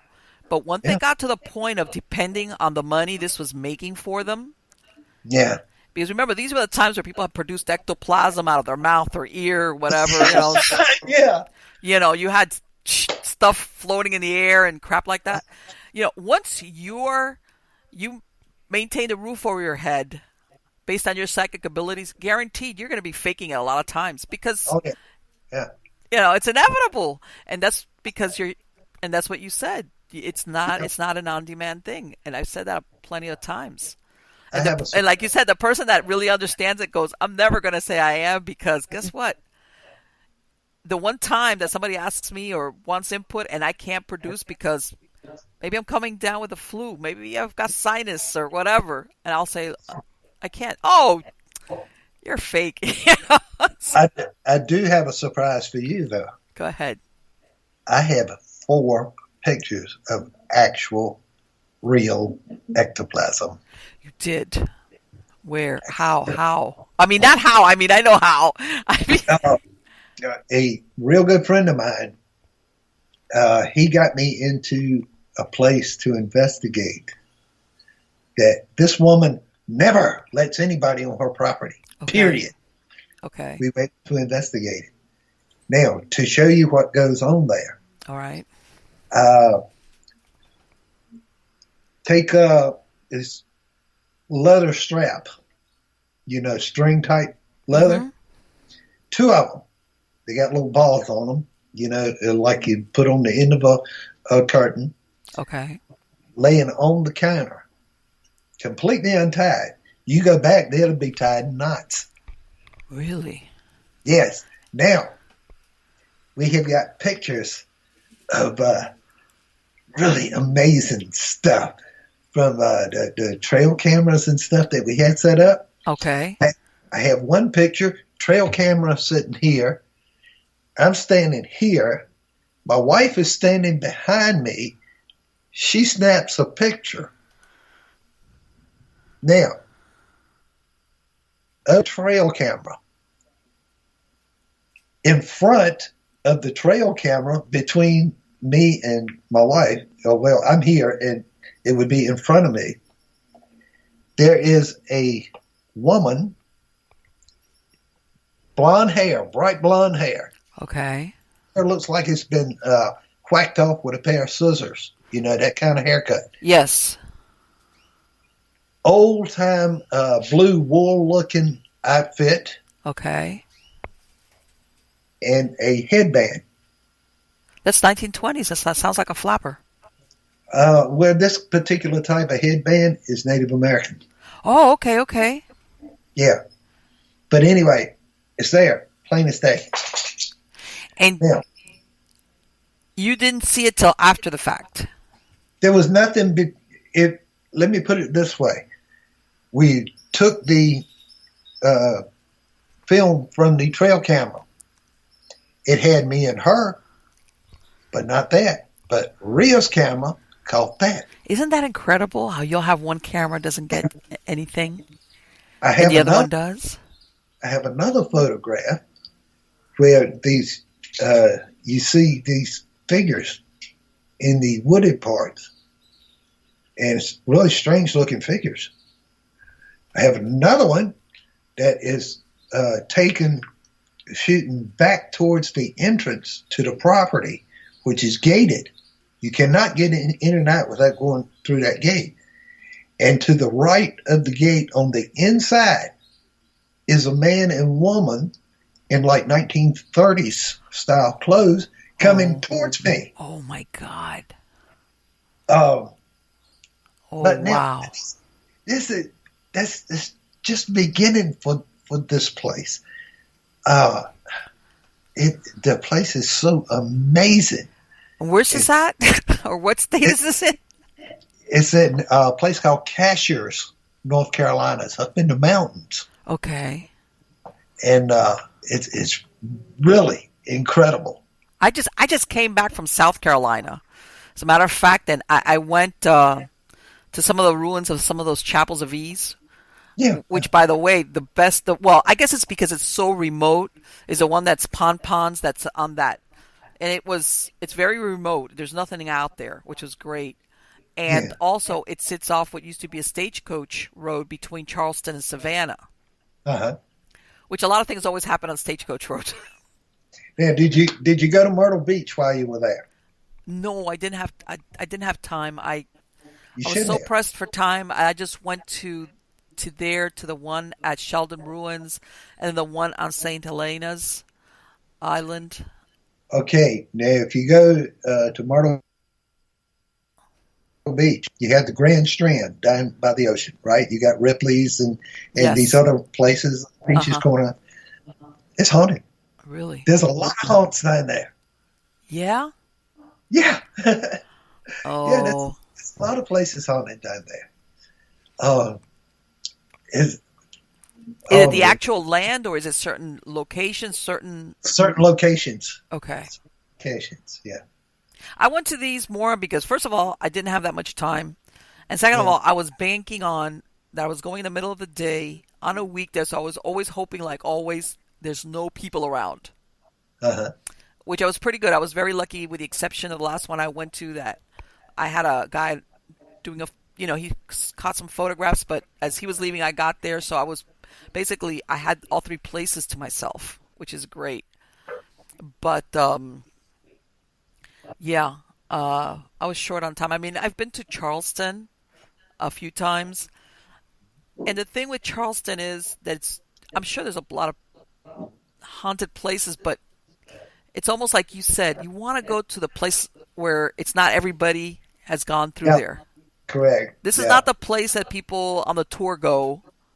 Hmm. That's Yeah. that's that's what I'm always looking for. 98% of the time when it says haunted tour, Oh forget yes. get away from it. Yeah, yeah. And I tell everybody, the same thing. I go, if I'm not saying chances are maybe it might be a little bit haunted. If there was ever a ghost by now, he or she has probably left and gotten out of there because of all the traffic coming through. So even if once upon a time there was a true haunting, for all you know, by the time you're going there now, it has it's not there any longer. But sure makes a lot of money for the people doing the tour. Yeah. Now, there's a place called Rayville, Missouri. Rayville, Missouri. Okay. Right. I'm gonna write this At, down. at Rayville, Missouri, you have an overhead pass goes over railroad tracks. Okay. Now, if you're on top at times, it's not a everyday event, but at times you can stand on top of the overhead pass, look down the railroad tracks. Uh, you'll be looking west. Okay. You'll see way down a black man, Really? a black man walking towards you. You can tell that the trousers are brown. The shirt is a kind of a beige color, Uh-huh. and he looks to appear to be a red, kind of like a baseball hat. And you really can't see the feet because it's at that distance, but you can Okay. tell that much. But he's walking towards you. Wow. Now, yeah, and you think to yourself, I need to get a better view of this guy. This Okay.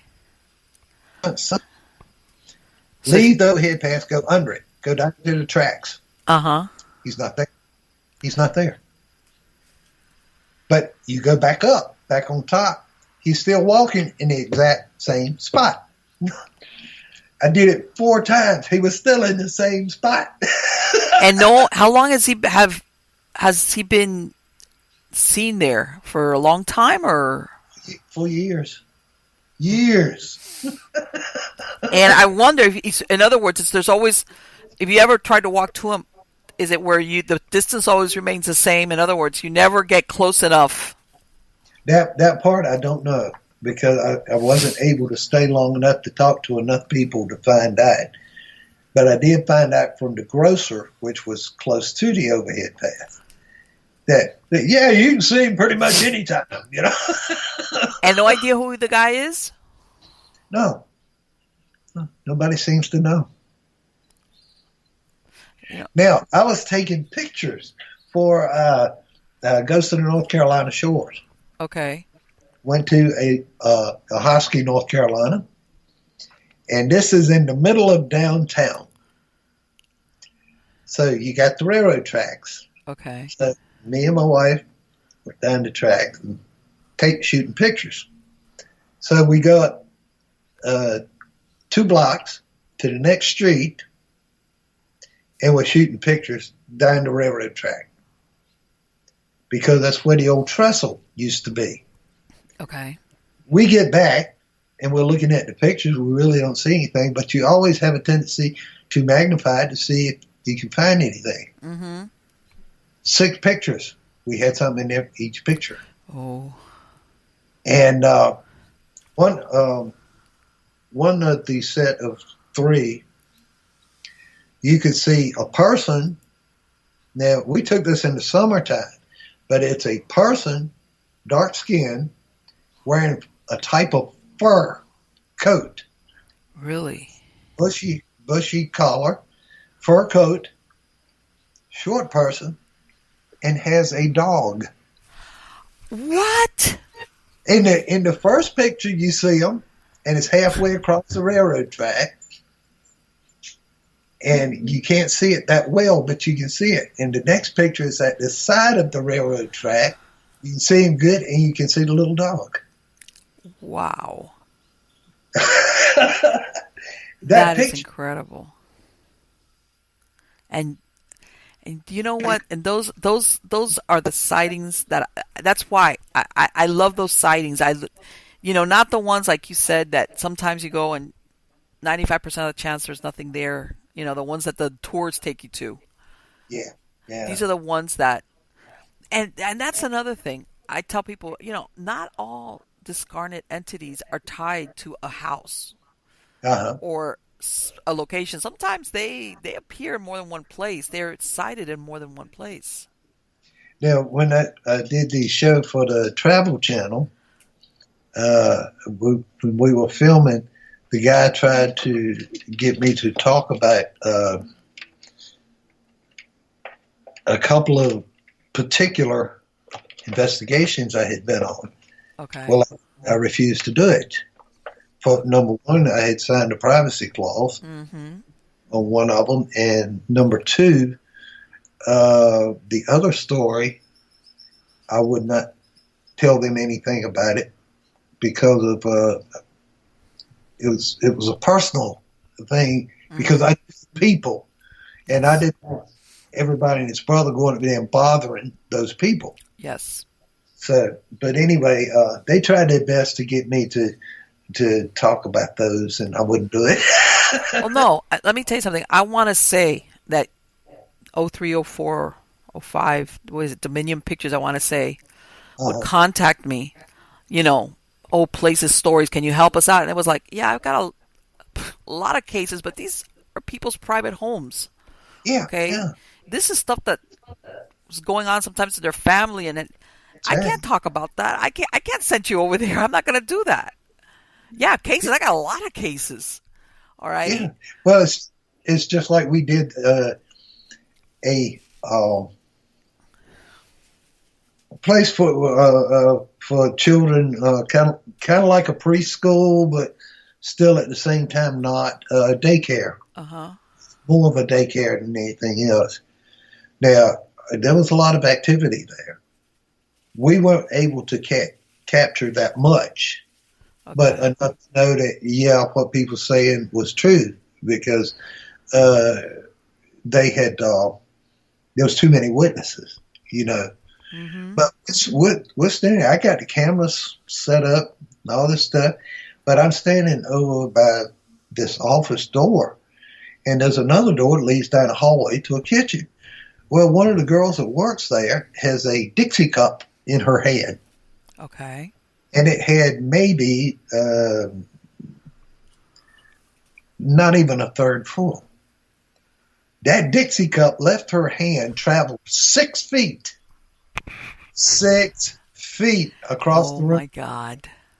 I mean, just like somebody had tossed it. I mean, or knocked it out of her hand. I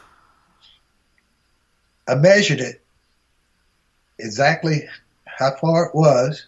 And I said, okay, we're going to reproduce this. So I went and filled it up with as much as she had in it. I Okay. could not even throw it and get it to go even halfway See, as far as that cup went. So how could that cup do that. travel 6 feet across the room? You know, because it sure didn't go on its own, and nobody was seen doing it. But when we witnessed that, it was like, because Ah. I was looking at her, and she did not throw that. Right, and that was a thing that, like you said, the timing was that you were looking at her. It wasn't like you looked at her after the fact. You were Right. looking at her while this When it happened. was happening, yeah. And the So, look on her face was total shock. yeah, it's Yeah. yes, yes. See, and But then one one of the ladies in there jumped in. I told you, I told you. oh, and sometimes a lot of things sometimes happen, and I tell everybody, you know what? Sometimes things happen to investigation. You're not prepared to. You don't have a camera. You're not. Things happen sometimes, and it's that the best you got is I know what I experienced or what I saw. I don't have a camera. I don't have any recording. I don't have anything. But you know what you witnessed.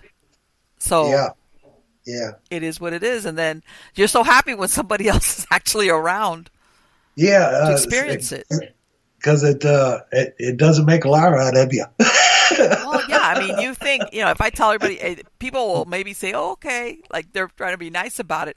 But let's face it, especially when you're Yeah, talking about something like that, nothing makes a believer quicker than when they see it themselves. yeah, And then they say that's exactly true. what you said. See, I told you. Very Of true. course, of course. And I just I love the thrill of the hunt. You know, Yes. whether I get anything or whether I get any evidence or not, I love to go see if there is, or if nothing else, analyze what the problem is. Now, did a hunt in Aberdeen, South Dakota. Okay. Now, this house was over 100 years old. Okay. It was small. You had one, two, three rooms upstairs, a tight staircase and everything. Um, and there was one, two, three rooms downstairs. The 3.5 rooms downstairs because one room had been converted. Now, in the upstairs bedroom, closest to the horse pasture, you could look through the boards and actually see into the living room. I mean, it was Oh, like maybe an 1/8 inch wide, but you okay. can't see because there's no insulation or anything. Uh-huh. Now, they said they could smell cigar smoke. Okay, you got one or two things. Either somebody previously or you have smoked a cigar in there. It has gotten into the wood, into the walls. I Okay. paid no attention to this. The witnesses said they couldn't sleep in a certain bedroom. Okay. Why can't you sleep? Hearing things, etc., etc. Okay, long story short, we go, we set up all our stuff, we investigate. I've got a full spectrum movie camera, video camera in the front bedroom. And this is not the bedroom where they claim to have all the activity. The one next to it is the one that has all the activity. Okay. The other bedroom is so crammed full of stuff you couldn't do anything anyway. So we've got cameras out in the hallway. Okay. And we've got all our audio stuff set up and everything. So we do the majority of our investigation in the bedroom that's supposed to have so much activity. Uh-huh. We get nothing. Okay. In the hallway, we get nothing. Downstairs, we get nothing. Outside of the house, where there's supposed to have been some activity, you had some quality show horses. Mm-hmm. Nothing anywhere. Let me guess, it was in the bedroom with everything in it? The bedroom where nothing had ever happened. We go in there, the camera has been moved. My God. We're the only ones on the property. So it's like, okay.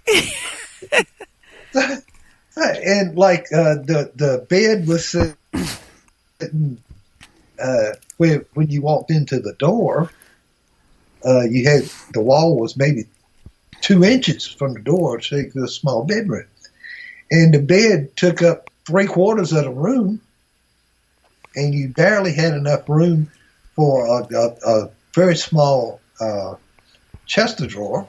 Mm-hmm. So I had the camera set up like 2 feet from the bed and another 1.5 feet from the door, and was pointed towards the bed where they said all the activity was. Yeah, you're going along with what they're telling you. Right. So when I go in there, first thing I did when I opened the door, I almost knocked the camera over Because it is moved that much, and it's pointed towards the wall, the opposite wall. You know what? And now that you mentioned that, I want to tell you a story. I heard this because sometimes this was in, that Art Bell had that show back in the 90s where people would call in. Yeah. There's this one guy. He's telling the story. It is in Iowa. I think he says he worked for Caterpillar. So he had bought this house. I can't remember what town it is in Iowa, but I guess it's close to where the Caterpillar plant is or was. I'm not sure. But this was back in the 90s. Well, no, I take it back. When this occurred to him, this was back in the early 80s. He says he buys this house and he's moving stuff in. He puts a 9-drawer dresser in a room that was going to be his daughter's. He puts it up against the wall, goes to the kitchen, drinks some coffee to keep moving things up. All of a sudden, he goes back to the room to put something else in it. He can't open the door. Then all of a sudden he's even thinking that his son is in the room holding the door.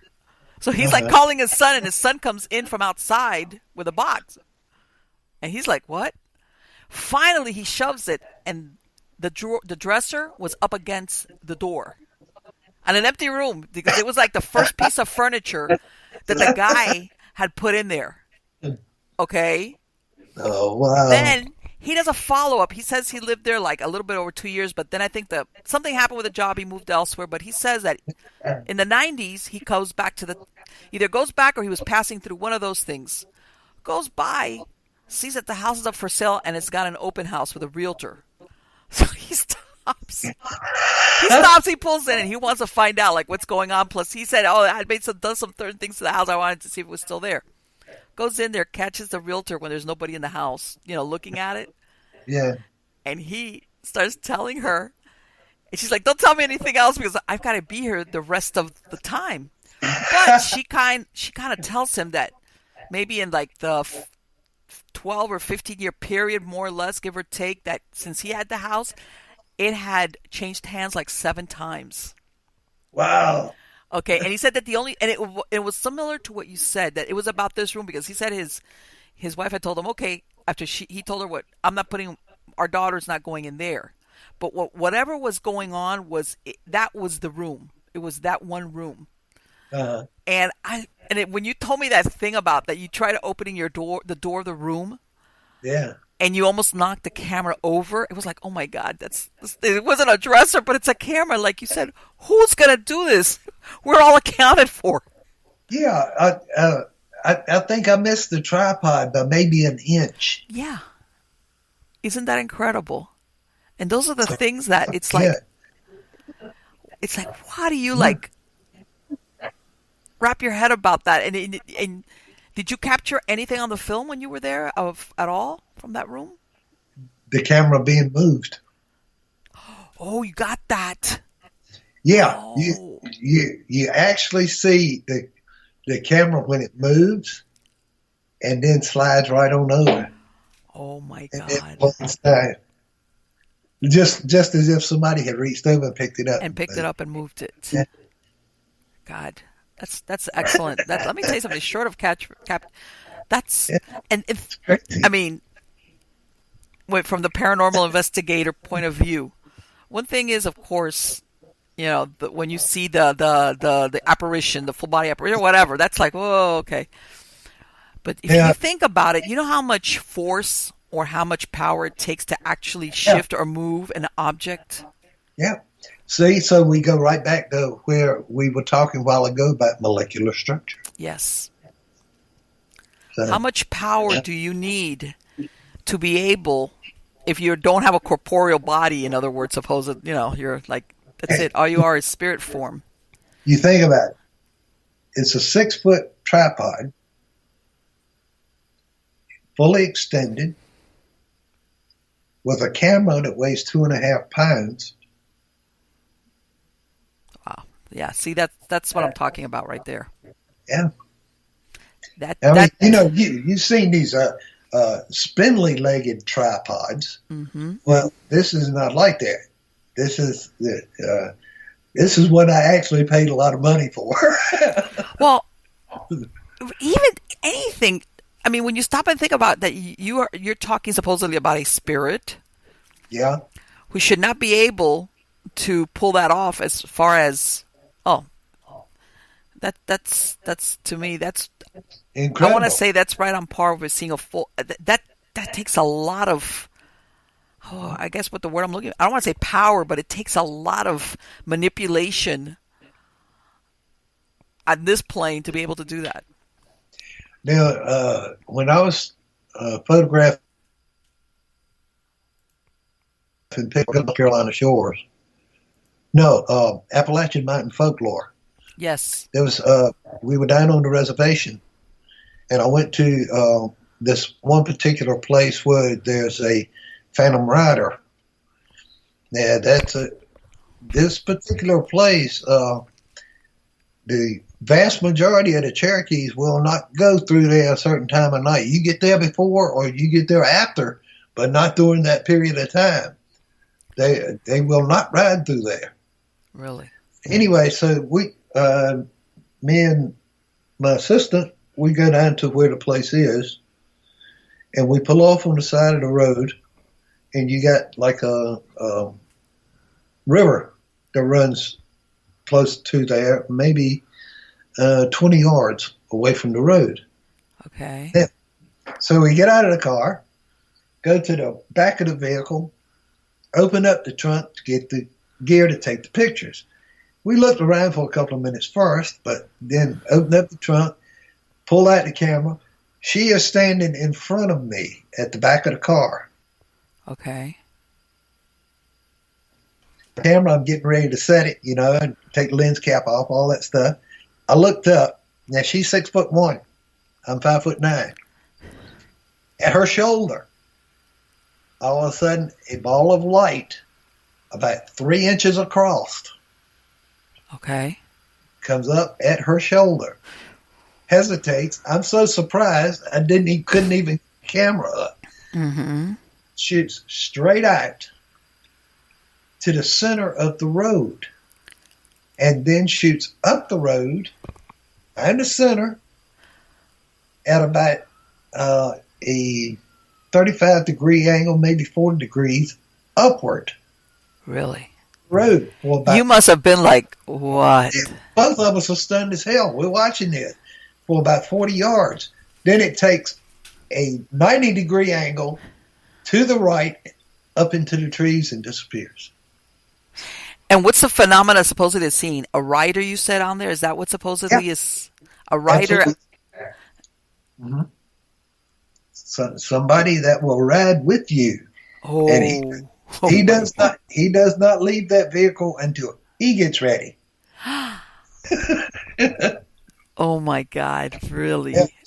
People can call me a liar all day long as far as that is concerned.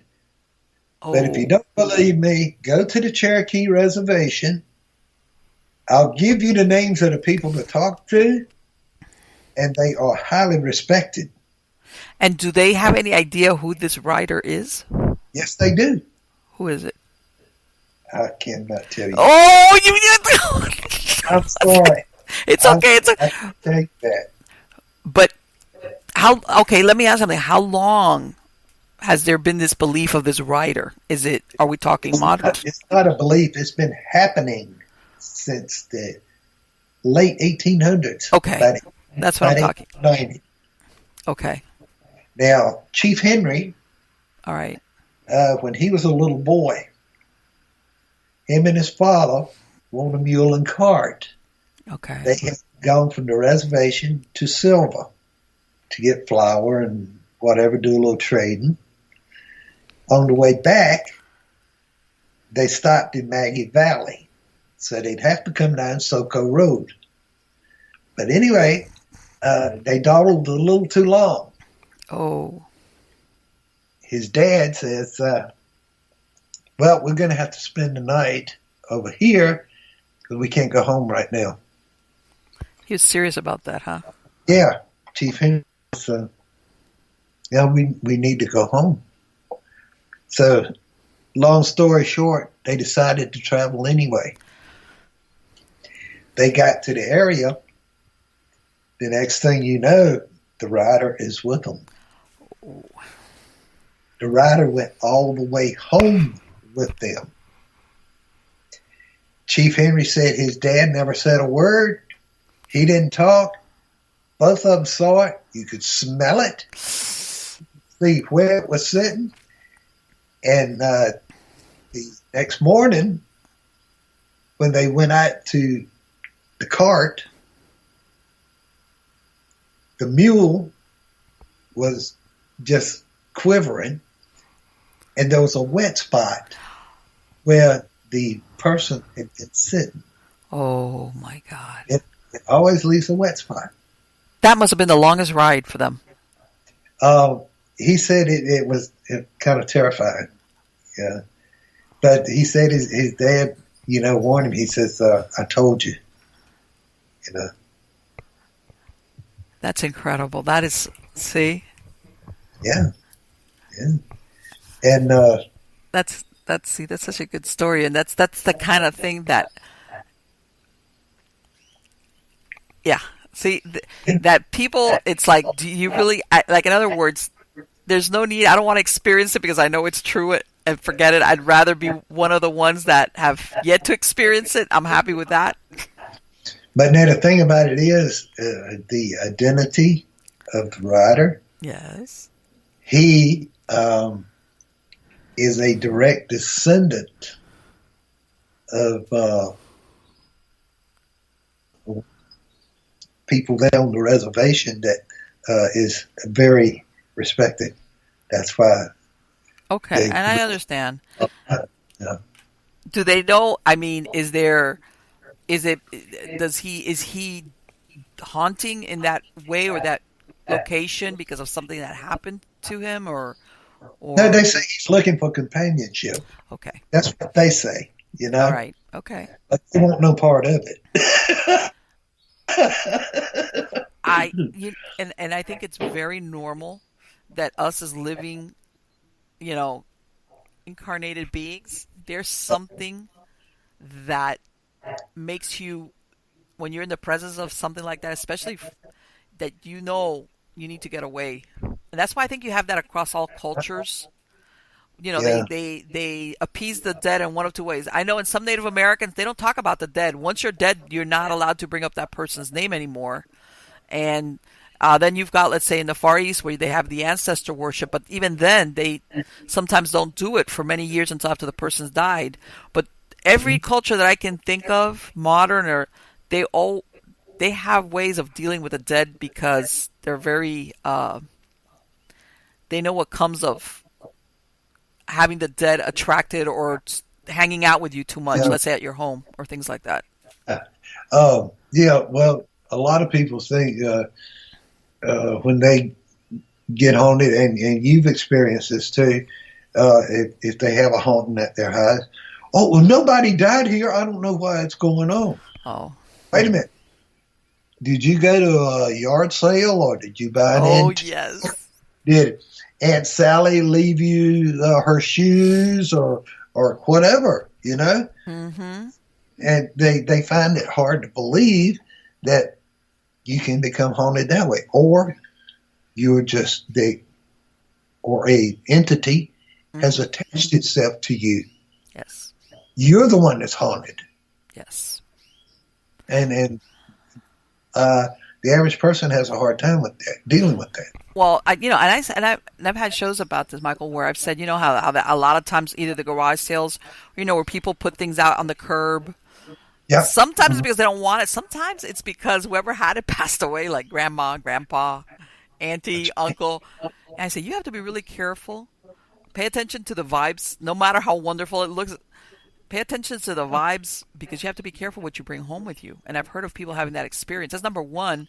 And number two, I tell people exactly like when you say along those lines of, well, nobody's died here. I said, you know what? At some point, this was just land. yep, Sometimes there's a price structure. Sometimes, how do you know somebody didn't kill somebody and decide to bury them out in that field where there was nothing out there that's right. 50 or 60 years ago, Yeah, and nobody knows about it? that's it. That's There very you true. go. Very true. There you Yeah, go. and another thing that I like is to be, say, if you travel here to Colorado, you're on vacation, Mm-hmm. have something unexpected happen, you know what's going on, and everybody else is going like, "I didn't see that. What was that? Never mind." Oh, yeah. But or take a picture somewhere. Oh, I got a good one for you. Okay. Uh, Massachusetts, the Witch's Wall. Now, at this particular time, on the other side of the wall, there was some construction going on. You still have the wall, but on the other side of the wall, there's some construction going on. There's a man standing there, and his briefcase is laying up on the wall. "Excuse me, sir. Could I get a picture of this wall here? Because I don't know if I'll ever get back here, and I'd like to have a picture of this wall." "Sure, no problem." He backs off, but he forgets his briefcase. Leaves there. Picture's taken anyway. Okay. Now, you get the picture back as far as your digital, mind you, Okay. camera is concerned. In the picture, you see the witch's wall, you see the tree, you see the briefcase. There's a woman standing there. Oh. Red velvet dress that reaches the ground. The dress is almost see-through. Okay. So you see the form of the body. The body is facing towards the construction. You can see the cheeks of her bottom, Mm-hmm. thighs, the whole deal. Okay. That does look. Now, the head is kind of down. Okay. So the hair is covering 3/4 of the head. Okay. The face is facing you. Oh. So in other words, the head is backwards from the body. Oh my God. Now, Oh. the thing about this is, when the picture was taken, there was nobody there but the briefcase, the wall, the tree, and the construction stuff. But it's not only that you captured an apparition, you've got an apparition which her head is like you said, it's Really? facing backwards. Wow. Think about somebody, if they tilt their head down, dirty face, kind of a hawkish nose, and they're looking at you with a really dirty look. Yes. That's what it's like. That's the stuff nightmares are made from. I can send you a copy. Yes. See? Yes. Would, Send me a copy. would you like it? Would you like an 8x10 glossy? Let me tell you something. That stuff like that, it is, to me, it's, how can I say, when you, like you said, the picture was taken Yeah. not with the expectations of capturing anything. It was No. just, I want to take a picture of this wall. One of the witch's wall. And then you get that. Yeah. No, no ID. There was nothing attached to that place as far as sightings prior to that.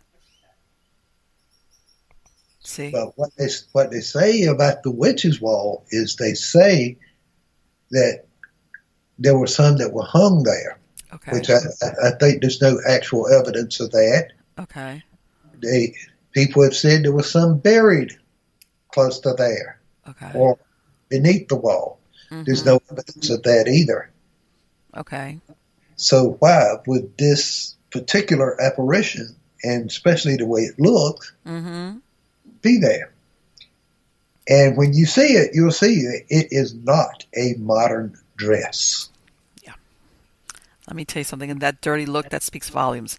Anybody who has had encounters with intelligent hauntings Uh-huh. will tell you that a lot of them have that very malevolent look. They're human. I'm not talking anything demonic. Yeah, But yeah, yeah.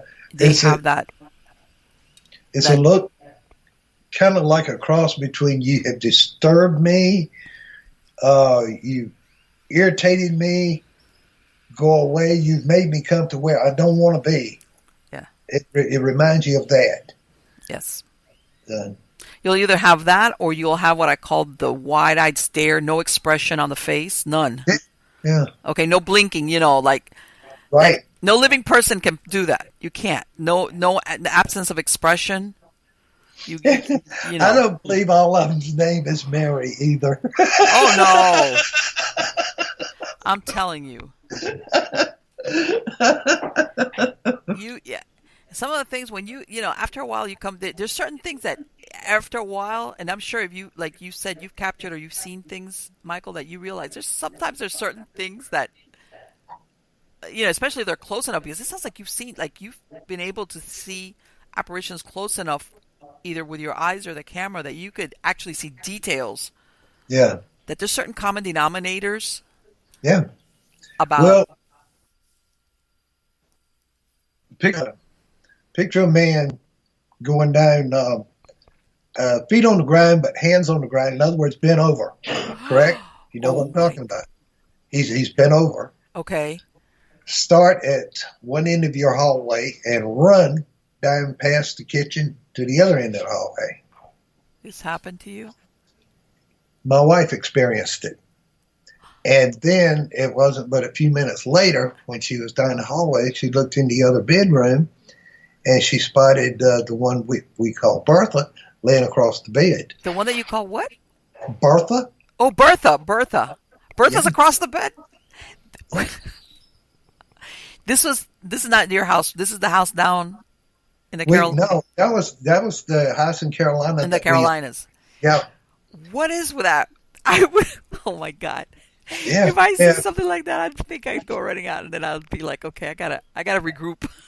yeah yeah. She just said, "Oh yeah." This house here, we've only been in it just a few months. I'm like a crap magnet, and when it comes to paranormal stuff, it just Yeah, see, that's why I asked you that earlier, as how many I wonder try to, and I'm going to tell you this now, and I'm going to have to go back within the first. I want to say it had to be within the first 10 minutes that we were talking today. Somebody sighed in my ear, like, but from your end, and I'm thinking to myself because I was doing something. And I'm thinking, he cannot be talking and sighing at the same time. You can't do that. And I want to say, I got to go back. I'm going to have to go back and look at it, but it happened like within the first 10 minutes, I want to say, more or less, at the very beginning.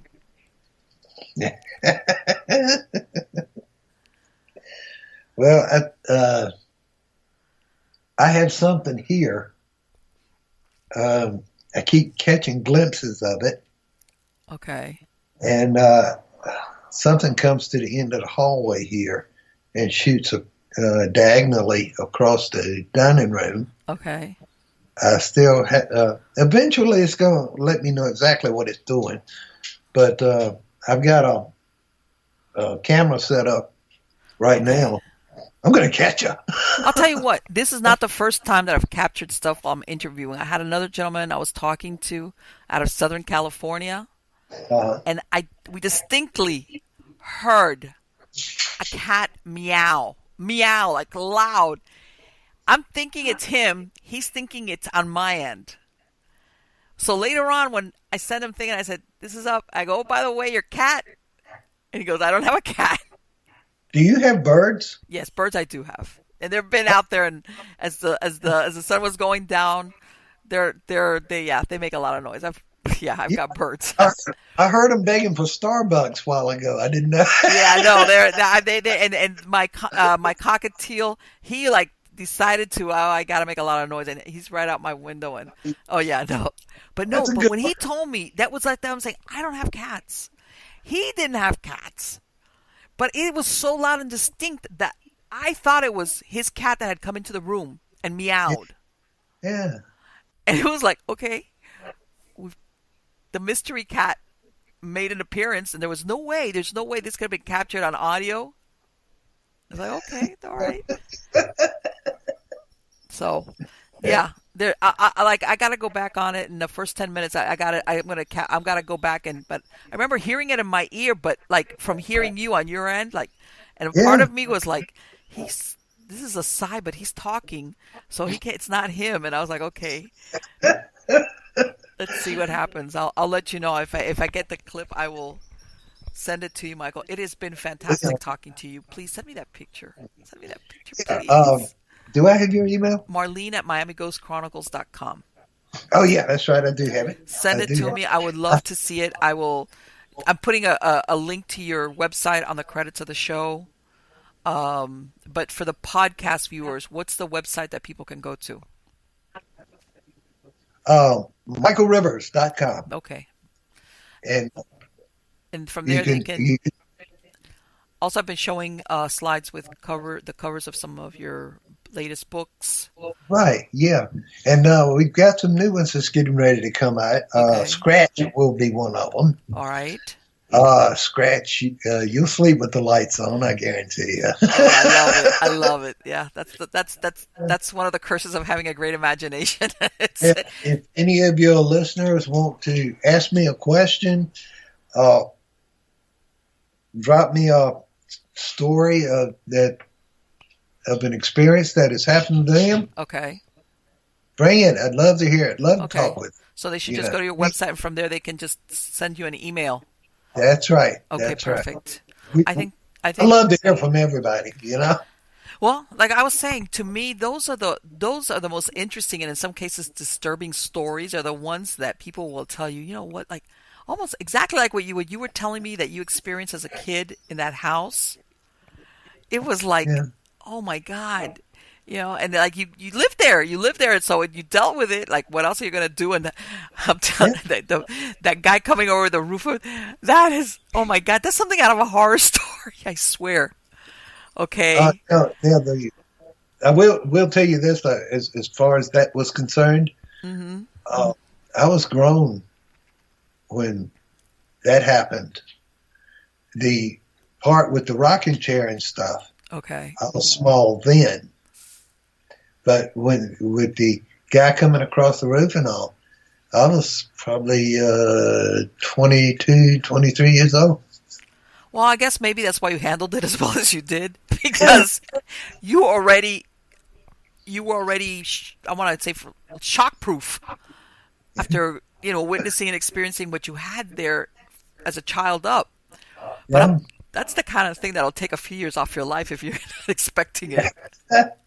yeah, that's true. I'm telling you, That's that is the stuff of nightmares. That really, really is. When you told me, I went back to bed, I was like, oh my God. A paranormal investigator or not, I would have been like looking for the closest Best Western or something like that.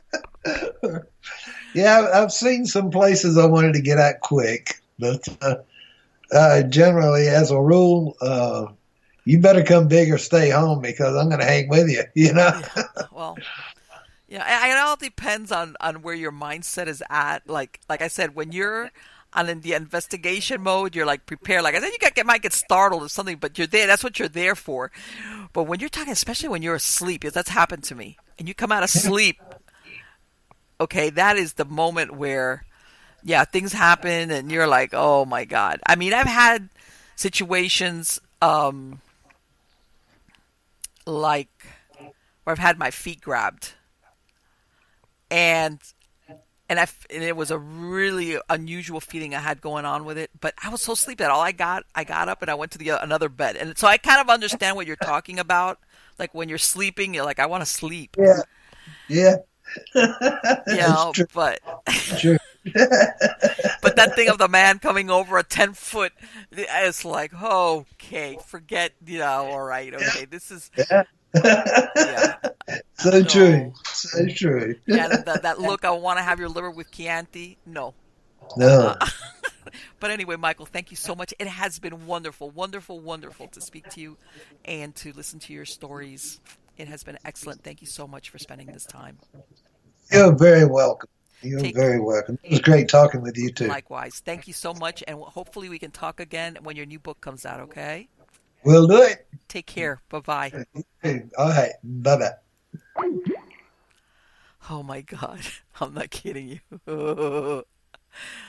You think I am not kidding you? Can you imagine you wake up and you go to your window that's over a porch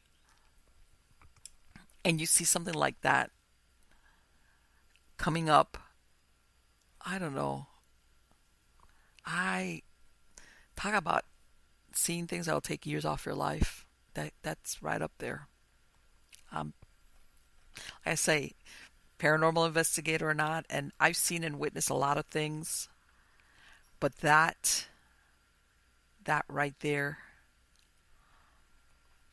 well, I'm sure you can all imagine it one way or the other, but I don't know. I love speaking to him because, again, he's an author. He's got several books. Some of them are fiction, some of them are nonfiction. They're about ghosts. As you could tell, he grew up down by one of his latest ones was about Appalachian ghosts in the Carolinas, and now he's up in Chicago. And but what I like about him is he's a paranormal investigator. We were talking. He originally did his first investigation back in 1978. Like we were talking about, uh,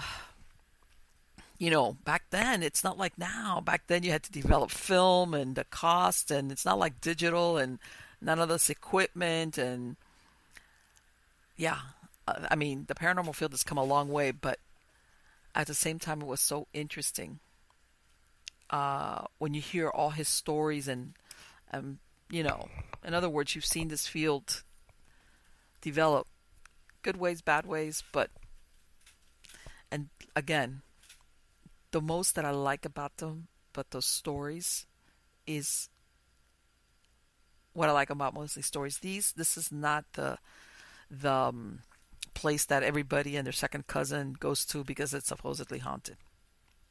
These are houses that they harbor some secrets in them that you just don't know what it is that happened there, or on the land, that's causing this phenomena to occur, or is binding this spirit or spirits that they can't rest, and that they're, I mean, talk about what he was going through when he was a kid and his family. Hey, when you live someplace, you live someplace. You deal with it. Wow. Anyway, guys, I hope you really enjoyed the show. I loved it.